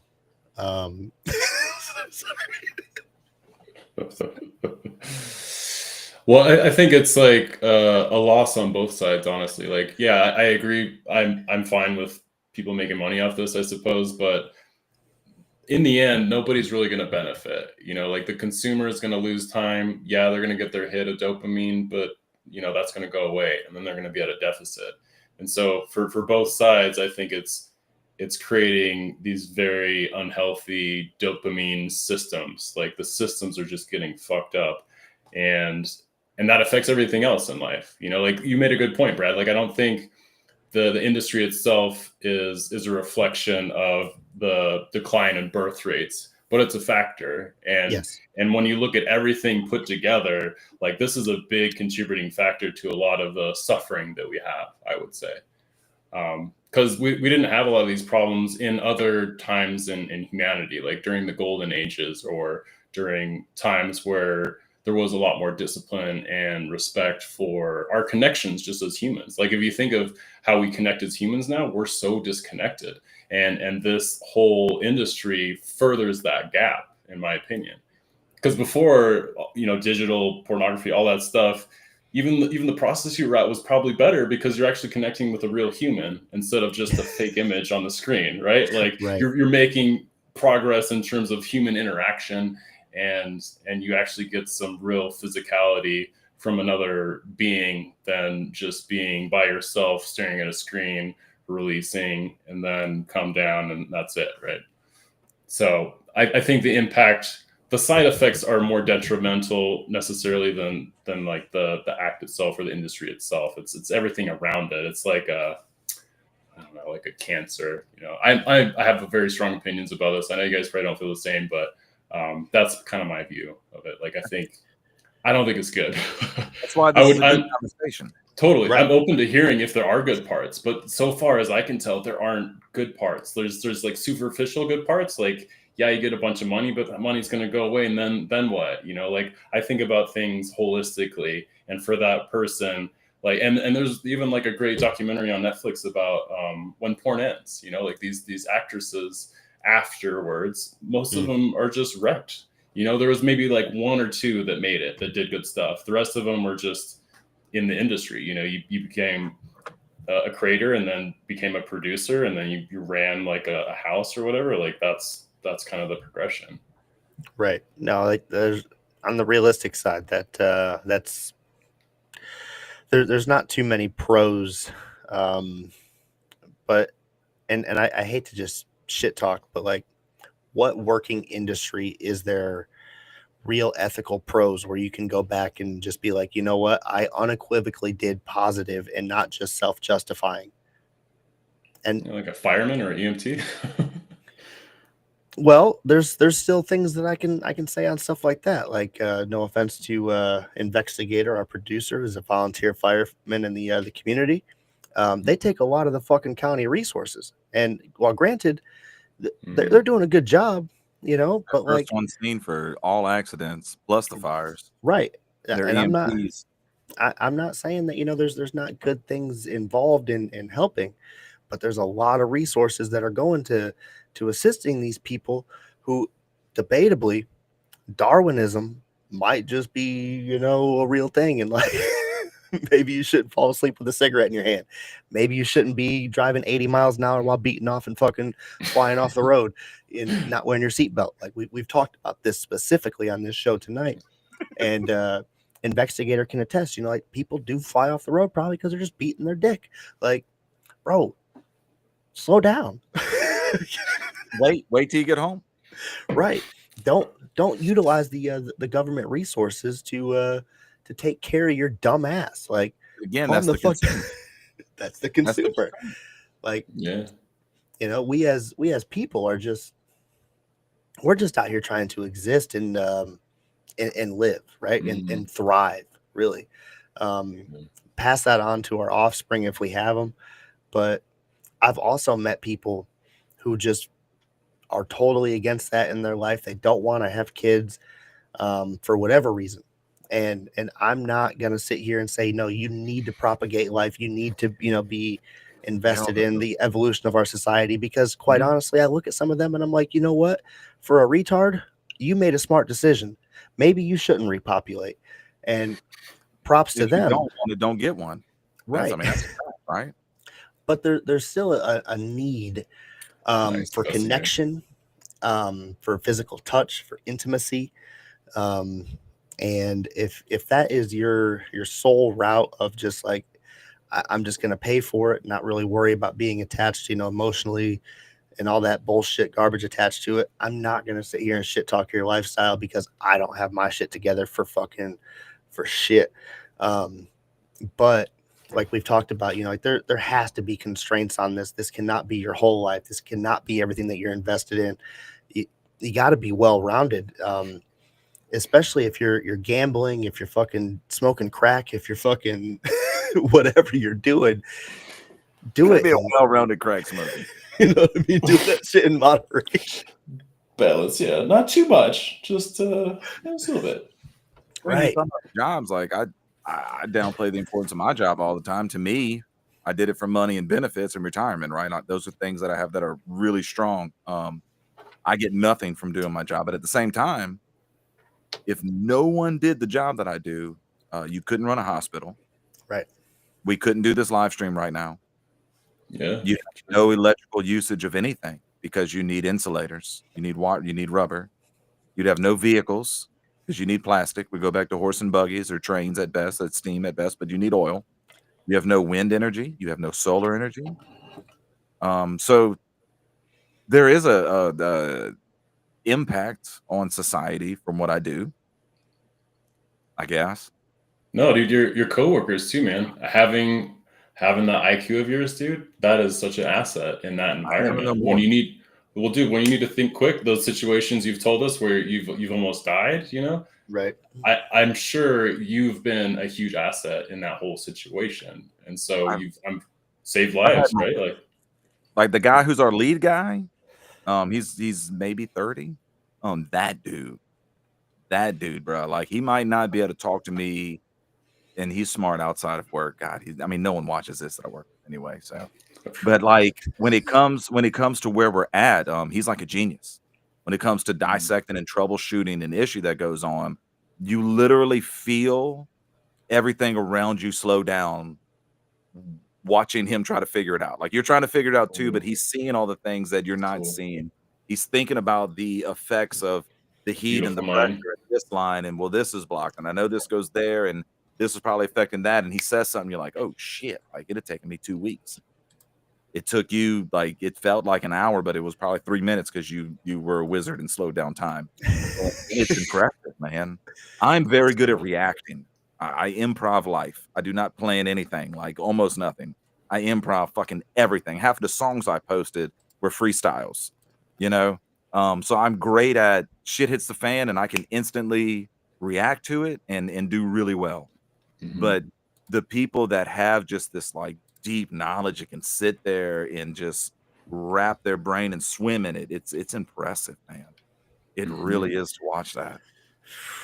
Some people on like I used to do just a little bit of what do you want to call it, framing, construction stuff. And like you can see like some of the foremans, you know what I mean, who've been out there for just the longest time, that they have like all those calculations just programmed in their head, and they're just like, no, I gotta smoke a cigarette real quick. But they're just locked in, you know what I mean? They're just over there doing fucking brain programming, computing, and as soon as they come out of there, you better be fucking ready to go because their brain is still going fucking 1,000 miles an hour. That's exactly how it is. Just I hate to say it, but like that Asperger's autism mind, like I see that sometimes in just people are the neurodivergent, Elon. You know what I mean? Like Elon, yeah, just like they kick into that fucking fifth gear and they're just fucking locked in. But then there's the other ones. There's the other geniuses that are like, that's all happening, but it comes out like poetry. It's just like so smooth, and they have a way with words. Like I work with a guy who's the head of like our Kanye our West in 2006. No, dude, Kanye, great example. But this dude I work with, his prime. Sorry, go ahead. No, you're good. This dude I work with, he worked at CERN and built the data management system for all of the information that happens there. And it's like, dude, I shouldn't be working with you. Like I should not be even in the same room, but it's cool. It's cool to be able to observe that. And he's actually really awesome, dude. Like he builds all kinds of electronics for his instruments and but yeah, it's I think good for us to be around that. And coming back to our topic, I don't think we're going to have many minds like that if we're all hooked on porn, if we're all addicted to the sex industry and it keeps continuing the way it's going. Like we're all going to start going downhill, That's a good take. I don't want to be overly argumentative, but maybe I Oh, need go to for get deep in the semen retention here. it. But as a married man, maybe I should be more connected, locked in. But hey, I've been married for a long time, fellas. My wife, she ain't always just about it. And if I got to be locked in to my marriage, make sure my mind's not drifting, keep my mind off of any attention grabbing, bullshit out there. It does serve a purpose that way. And now, granted, that may not be like, I don't know, the best fucking way to go about it, right? But there's a healthy understanding and relationship with my body that I try to keep in balance. Like, obviously, I don't want to just, sit down, waste 3 hours fucking scrolling the fucking porn hub trying to figure out which. No, that's when you got to take a break. When you're on, Time when out, you're on boy. the second or third, of the night, just chill, pack it up. You know what I mean? Like, go do something else with your life, please. But 2, 3, 4 times a week, hey, if you just got to stay locked in, keep your mind right, I'm with it. But if you're out there spending money on it, get your fucking bag first. Secure that bag. Get your money right. Do not start popping bottles and paying for hookers unless you fucking got it.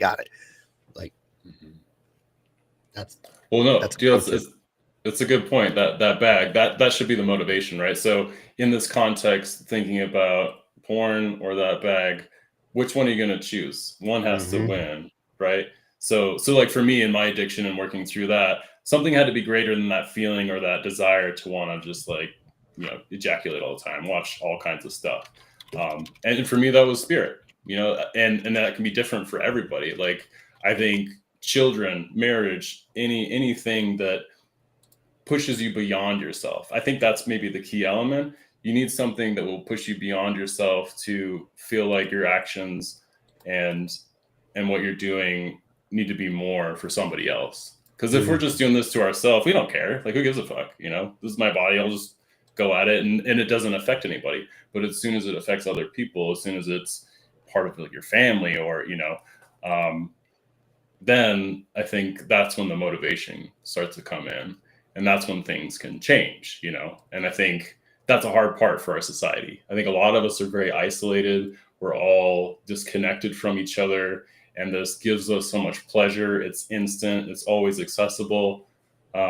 So there needs to be an alternative, and I don't think we really have one right now. I think the media and everything about our society makes sure that we don't. Yeah, I don't know. What do you guys think? No, you kind of nailed it.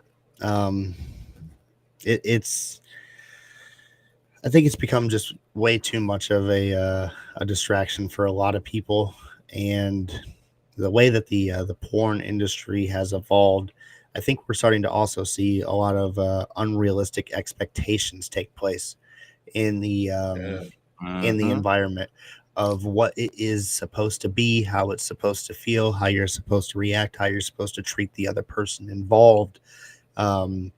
There's definitely an unrealistic expectation. Please understand that the people behind these movies are content creators. They are actors, actresses, and if you're not out there doing the same stretches, limbering up, man, like, you're gonna pull a hammy, dude.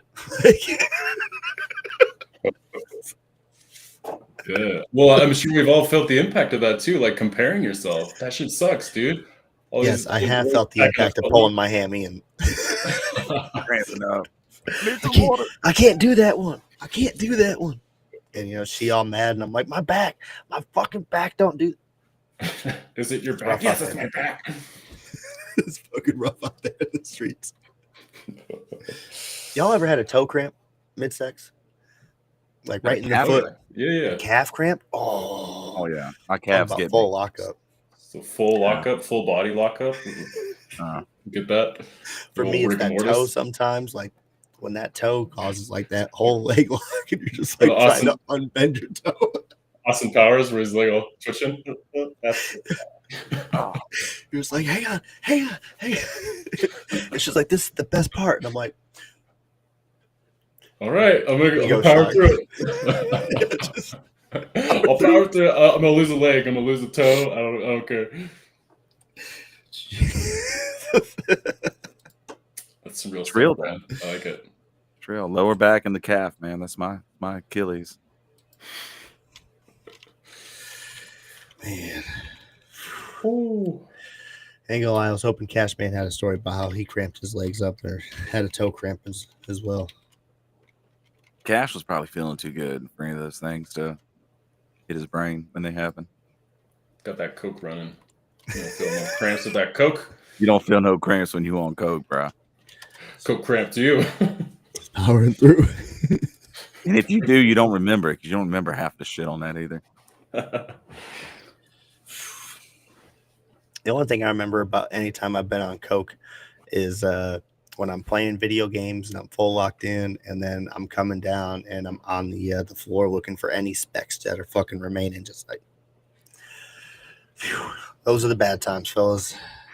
Oh, yeah, if you don't have weed to come down, you don't need to even start Coke. Bro, that's real. Like, I used to like program that shit, have it locked in. So like I'm smoking, I would even take a little bit of NyQuil, like just go sleep.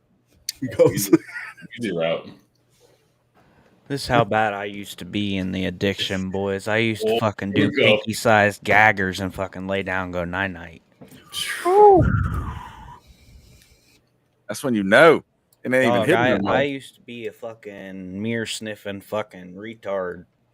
I mean, I'm still a retard, but I just don't mirror sniff anymore. Proud of you, Cash. Smart. Come a long way. I mean, Yeah. I said, I don't know what, 2 Used to episodes. do 3 lines episodes and ago. go to bed, Bubby. The Coke got very expensive for me, and I will never buy cocaine ever again. It's like we've talked about the drugs that are laced in there, the expensiveness of it. It ain't great. You know, But- it actually, for me, it started off really expensive and not that great. And then the deeper in the trenches I got, it got cheaper and cheaper, but it got better and better. Like, I just kept finding the super plug as, you know, I kept getting worse and worse in the trenches. It was just, it was not good. And you're getting $100 8-ball, dog, and it fucking is right off the kilo. Like, it's See, it's I was dangerous. told, you know, you got like 4 to 6 hours on Coke. You got like 12 hours over here on X. And that's where I was like, let me get those. And I started banging those down and snorting them. And I don't know how I'm still alive. So, I mean, I was snorting Adderall, Coke, Valium. those addies would get you. Do you like Roxy's. mixing it though? Are you mix it? Oh or yeah, you bro. like yeah? Like fucking do some cocaine, and then you're like, man, you know, let me do this Addy or something. You know, fucking bust down a little 10 milligram Addy. Because I mean, that's just legal meth. I mean, it literally says amphetamine salts on it. Mm-hmm. Yeah, there you go. And I mean, I had prescription for 2 different type, the 5 milligram and the 10, and they were both crushable. So I was getting like 90 of them a month. Plus I was doing Coke. Plus I had a plug for fucking Valium. So if I wanted to come down, I could just snort a couple Valium and then I'd be fucking chilling, dog. I don't know how I ain't had a heart attack. Let's just put it that way. For real. Like, Man. I did some fucking drugs there for a minute, y'all. Like, You a chemist, boy. Doing some chemistry. Mix a little bit of this, a little bit of that. listen, we was snorting this, we was knew snorting those that. Like, you knew the chemistry of a lot of my friends did. We knew, like, you knew what the fuck you were doing when you mix those things. Oh, You know, we yeah. did like a little white song that night, but it was in a specific amount, specific order to go to a specific place. Yeah, you know, you do your blow, get real fucked up, and then you have a couple beers, kind of mellow you out because you're in public or whatever. You know, take that edge off. You're like, damn man, everybody knows I'm speeding. Go You to a know, house and then party, open up a drawer, find Yeah. some pills in there, go on pillidentifier.com, type in the description. drug.com, dog. Hey, they ask you for the markings. It'll tell you exactly what the fuck it is, dog. Oh, yeah. Let me go ahead and pocket them motherfuckers real quick. Time to lead a party. See you later. Can't tell you how many times that happened. Man, I'm not incriminating myself. I don't know how long the statute of limitations are on certain things. Hey, I've been This is all trying alleged, to right? keep this off my personal stuff, like real personal, for the longest time. But tonight, I finally said, "Fuck it, I'm gonna attach my personal YouTube to this." Boy, was that a mistake. The Yeah, people that did that this ticker too, they're at the like, bottom is correct. We don't condone the use of drugs. We're just, Just saying. reliving our past saying. problems. Just saying, yeah. like, I can't put this on the Facebook, like I don't think I'm brave enough to do that. No. They knew me. "Oh man, fuck, everybody knows I'm fucking shit. Shit. don't do drugs, kid. Drugs are bad." Okay. It's bad. I told y'all when the cops showed up, when I got banned from the bar and I yelled at the neighbor. No? That was like one of my last nights of doing stuff. We went to a bar we could walk to. And I was like, give me 2 shots. The bar was closed and get my tab up. I was like, I'll leave you all your tip and we'll leave. And the guy was like, no, he was the bouncer. And he was like a little fucking nerd. He lived on the hood street I lived on. He lived in the front. Fucking And nerd. he was like, no, man, y'all got to go. And I was like, bro, we got 15 minutes. Just give me my shots, get my minimum up, and I'll leave you a tip and we'll be out of here. And he's like, no, y'all got to go now. So I lit a cigarette. He's like, no smoking in here. So I put it on the ground and stepped on, lit another cigarette. He's like, you're banned for life. I'm calling blah, blah, blah, blah, blah, the owner. And apparently I went back and did some coke. And I didn't do coke often, but I did it a few times. I remember waiting for him to come home, going knock on his door repetitively, telling him to come outside and explain himself. A little aggressive. I remember that. Went back home and probably about 4 a.m. The sirens were outside and I had the thump thump, the boom boom boom boom at the door, like Mystical would say. And there's 2 cops and I went out there in my boxers and they was like, is your name Sean blah blah blah? And I was like, yeah, that's me. He's like, did you threaten to murder your neighbor tonight? No, I did tell him I'd beat his fucking ass, but I did not threaten to murder him. I said it just like that. That cop looked at me. It was like, go to bed and leave him alone. I said, yes, sir. He said, all right, you go back to bed. He let me go to bed, dude, and he left. That was the last I heard of it. But I did call that dude a pussy for like 6 months. And I'm sorry. He probably met the neighbor. He's like, I get it, man. I get it. I'd I was kill banned him. from the bar, though. I went back 3 times, got kicked out every time. Persistent. I like it. Yeah, well, I had to test it. The owner was a lady that definitely could have beat the shit out of me, and I was kind of curious to see if she was going Big to. mama. And yeah, she would have. She was a bodybuilder. Ooh. Yeah. So I, after the 3rd time, I was like, I'm good on here. Yeah, you got a different bar. I'm good with that. Yeah. Okay. Hell of a drug, huh? And that is the history of the thirst trap of the sex industry. I've been on cocaine for like 20 minutes. Right. And don't be a bitch. I've heard That's a lot. just, the moral of the story. Yeah, Don't be a bitch. Yeah. Be okay with mistakes. It happens. We're all gonna be okay, right? Steve, see, 6 months later, I still was probably calling that guy pussy until he moved out. I called him something. I was a douchebag. I was a narcissistic asshole. You knew me. You knew me then. I was kind of a dick. Had your priorities in mind, huh? I had a big ego, man. And It's kind of hard to picture, dude, honestly, like where you're at now. I mean, I know you talk about it a lot, but yeah, other spectrum, dude. I think it's why I struggle when people give me any kind of compliment nowadays, because I don't want to awaken that back up. Like I know it's integrated and like I've killed my ego multiple times. But I know who was there. I know how much I hurt people. I know where my priorities were. And I feel like it's like if you quit cigarettes for 6 months, which I did, and then you smoke one and it's okay, but then you smoke another that week and it's okay, but then by that 3rd week you're smoking a pack a day again.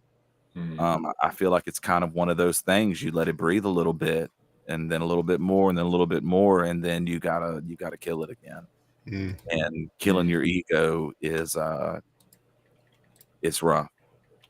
Like to really be led by it and kill it is rough. I don't think it really dies. I think it's like a management.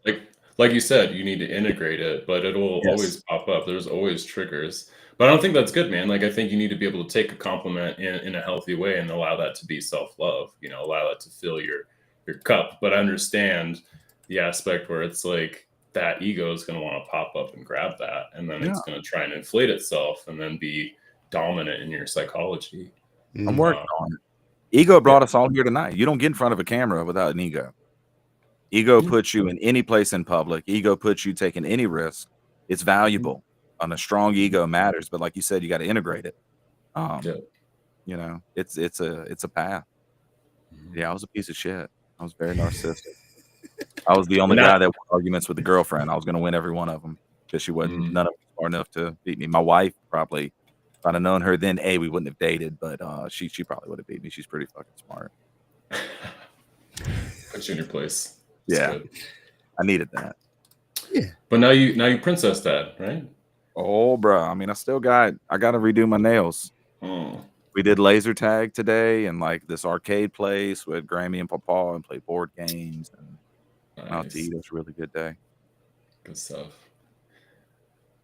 Makes it all worth it, right? Like all that journey. Love it. And I would not be the dad I am. I would probably be a much shittier dad without all of the things I talked about tonight, plus the 1,000% that I didn't touch on. Would not be the dad I am, or the husband. Hell yeah. Well, think about being dad, like all this experience too, just to be able to allow our children not to necessarily have to go through that. It's always going to be their choice, but we can have that wisdom and those stories have meaning now instead of them just dying with us. Like they can have value and go beyond us and affect, eventually the collective, because our children will go out, they'll do their own thing and so on and so forth. So Cosmo over there sounding like an elder. It matters, man. Older I get, the more I think about what's going to be left behind. You guys think about that? Yeah, absolutely. I've done all the shit I want to do pretty much. Now it's like service and next generation. For me, my main priority, not to sound overly selfish, I have my child, which is the next generation that I can, right in my wheelhouse, I can control. Not to sound like I'm trying to control her life, but I can control the input and output of what goes after.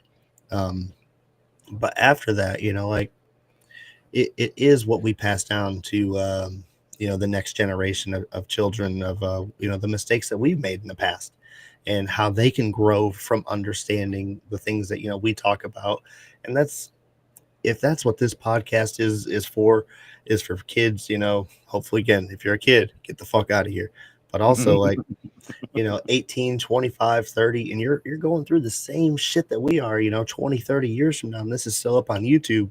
This is for you. Like we've been here, we've done it, we've fucked up, we've made these mistakes, but now we're trying to grow, trying to advance, trying to move on from it, and maybe quit being fucking 2% less retarded each day. Like that would be the goal. But like right now I'm only about like 0.3% each day, a little less retarded, but I keep making these dumbass mistakes every day. But we just got to keep going. Simple to fix, Brad.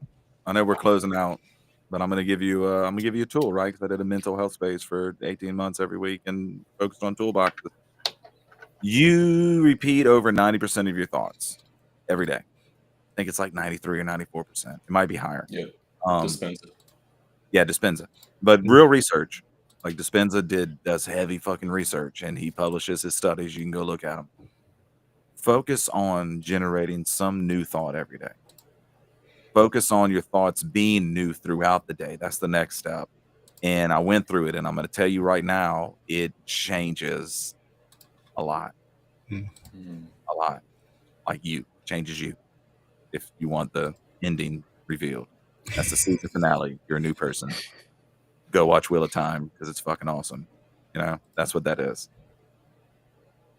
So what was like the new thought for you? What did you start with, just out of curiosity?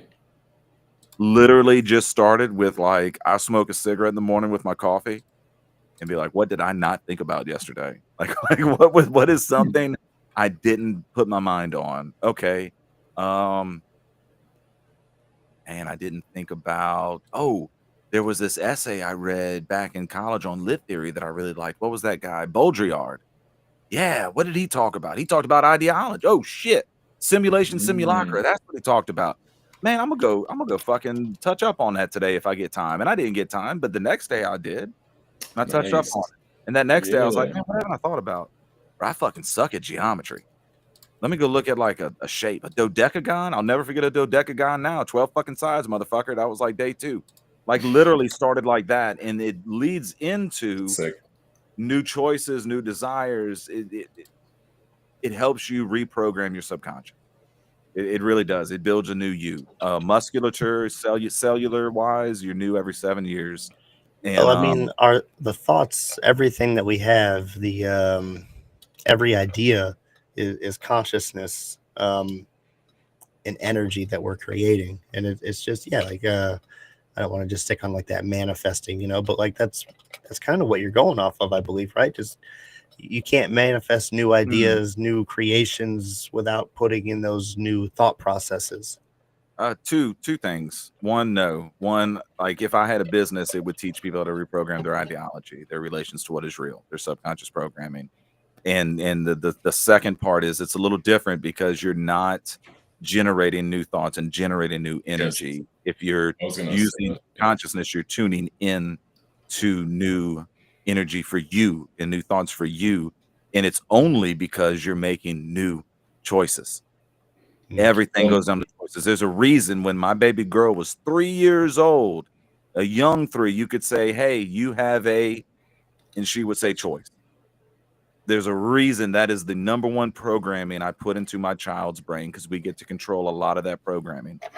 She knows she has a choice. And now at 5, when she's mad because so-and-so at school said something that made her upset or didn't want to play her game or whatever. And I go, well, you have a what? I have a choice. What choice can you make today? I can be happy or I can be mad. What kind of day do you want to have? I want to have a happy day. How can we do that? Right? And we talk through it. But it starts with that recognizing that I am in control of every fucking choice in my life. And I can choose to be angry for a little while. Are you really upset about it? Yeah, I'm really sad. Well, let's choose to be sad for a little bit. What do you want to do for that? You want to talk about it? Do you want daddy to hold you?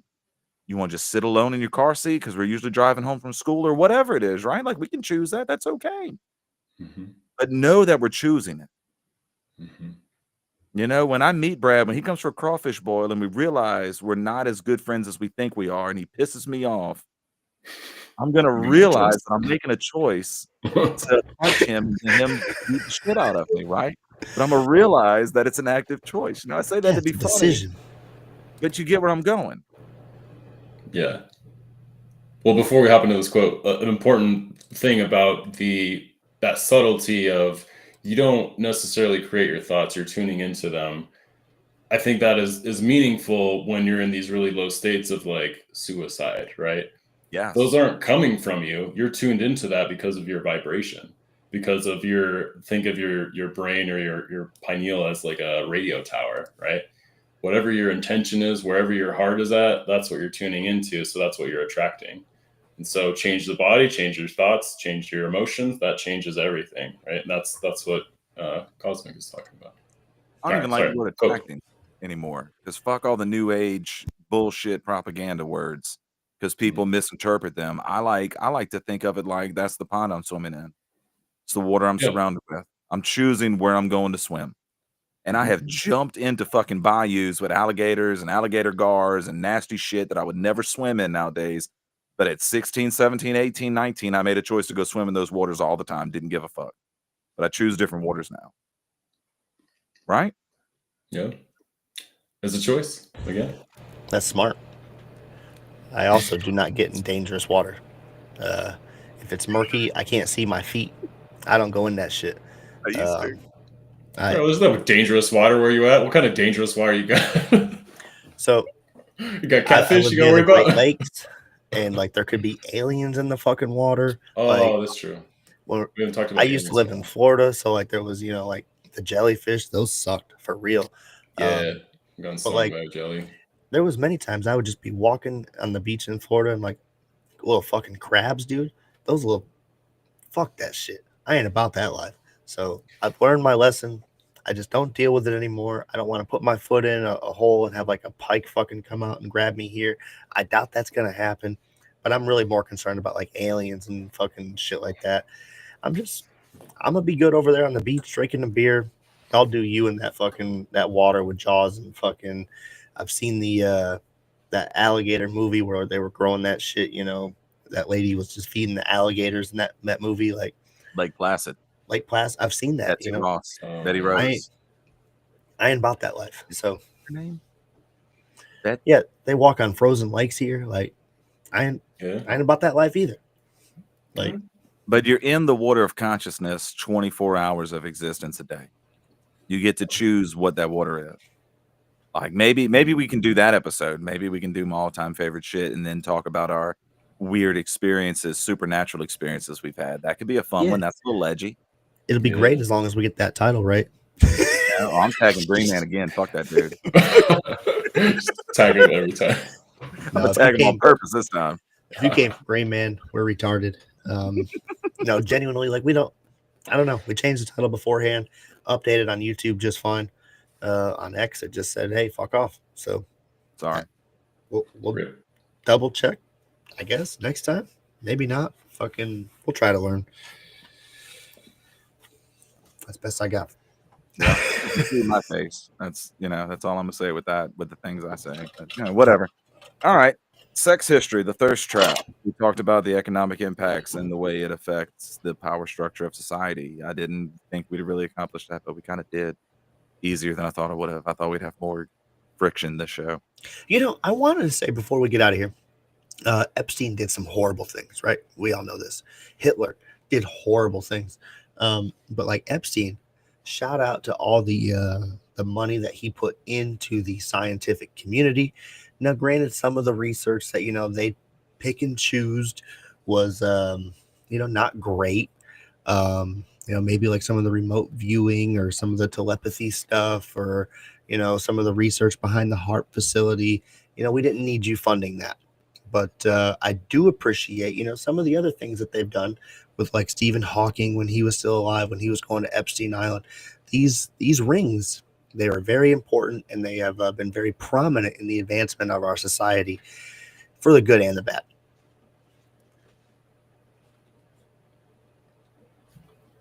Comes from everywhere.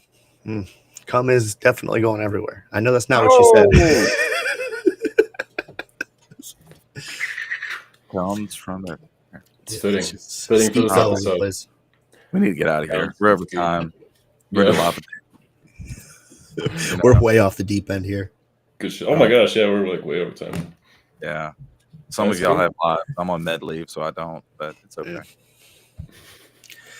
It was snowing outside today, so whatever. It was 89 degrees here today. Ooh. Man, we might get like 6 inches of snow on Sunday and shit. So, this is our T's spring. and P's to me. No thanks. 88 degrees. 70s, bro. All right, love y'all. Thank y'all. If you stuck with us, you're a powerful. Good night. Word. Mad respect. Peace.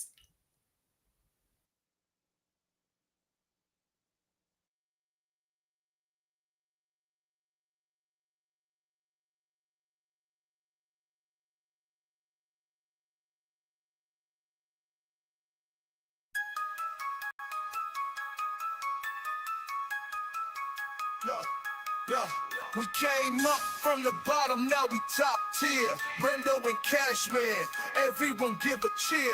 Higher values in the game, we're the pioneers. Speaking loud, raising high, forget all the fear. This is the moment, we let the world know. Values that matter, let the truth flow. Brendo and Cashman, we rise and we thrive. With higher values, we keep the vibe alive. To the truth, let the wisdom arrive. In the heart of the South, watch our dreams collide.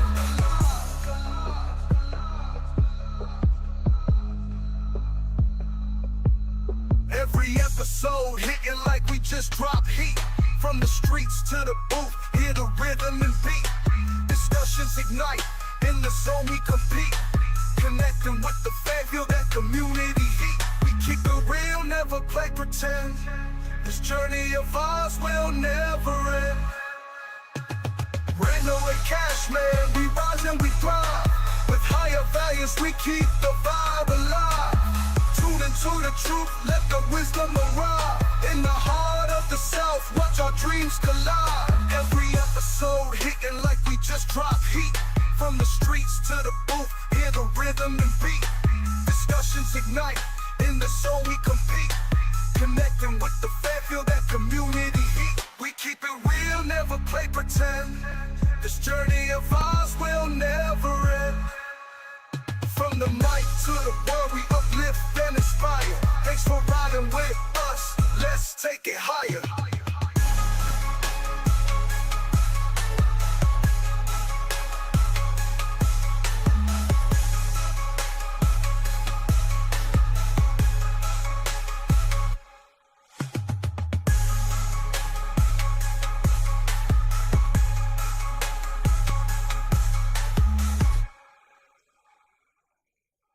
Okay, so strap in, strap on. We're getting ready to go past moon, straight to Uranus.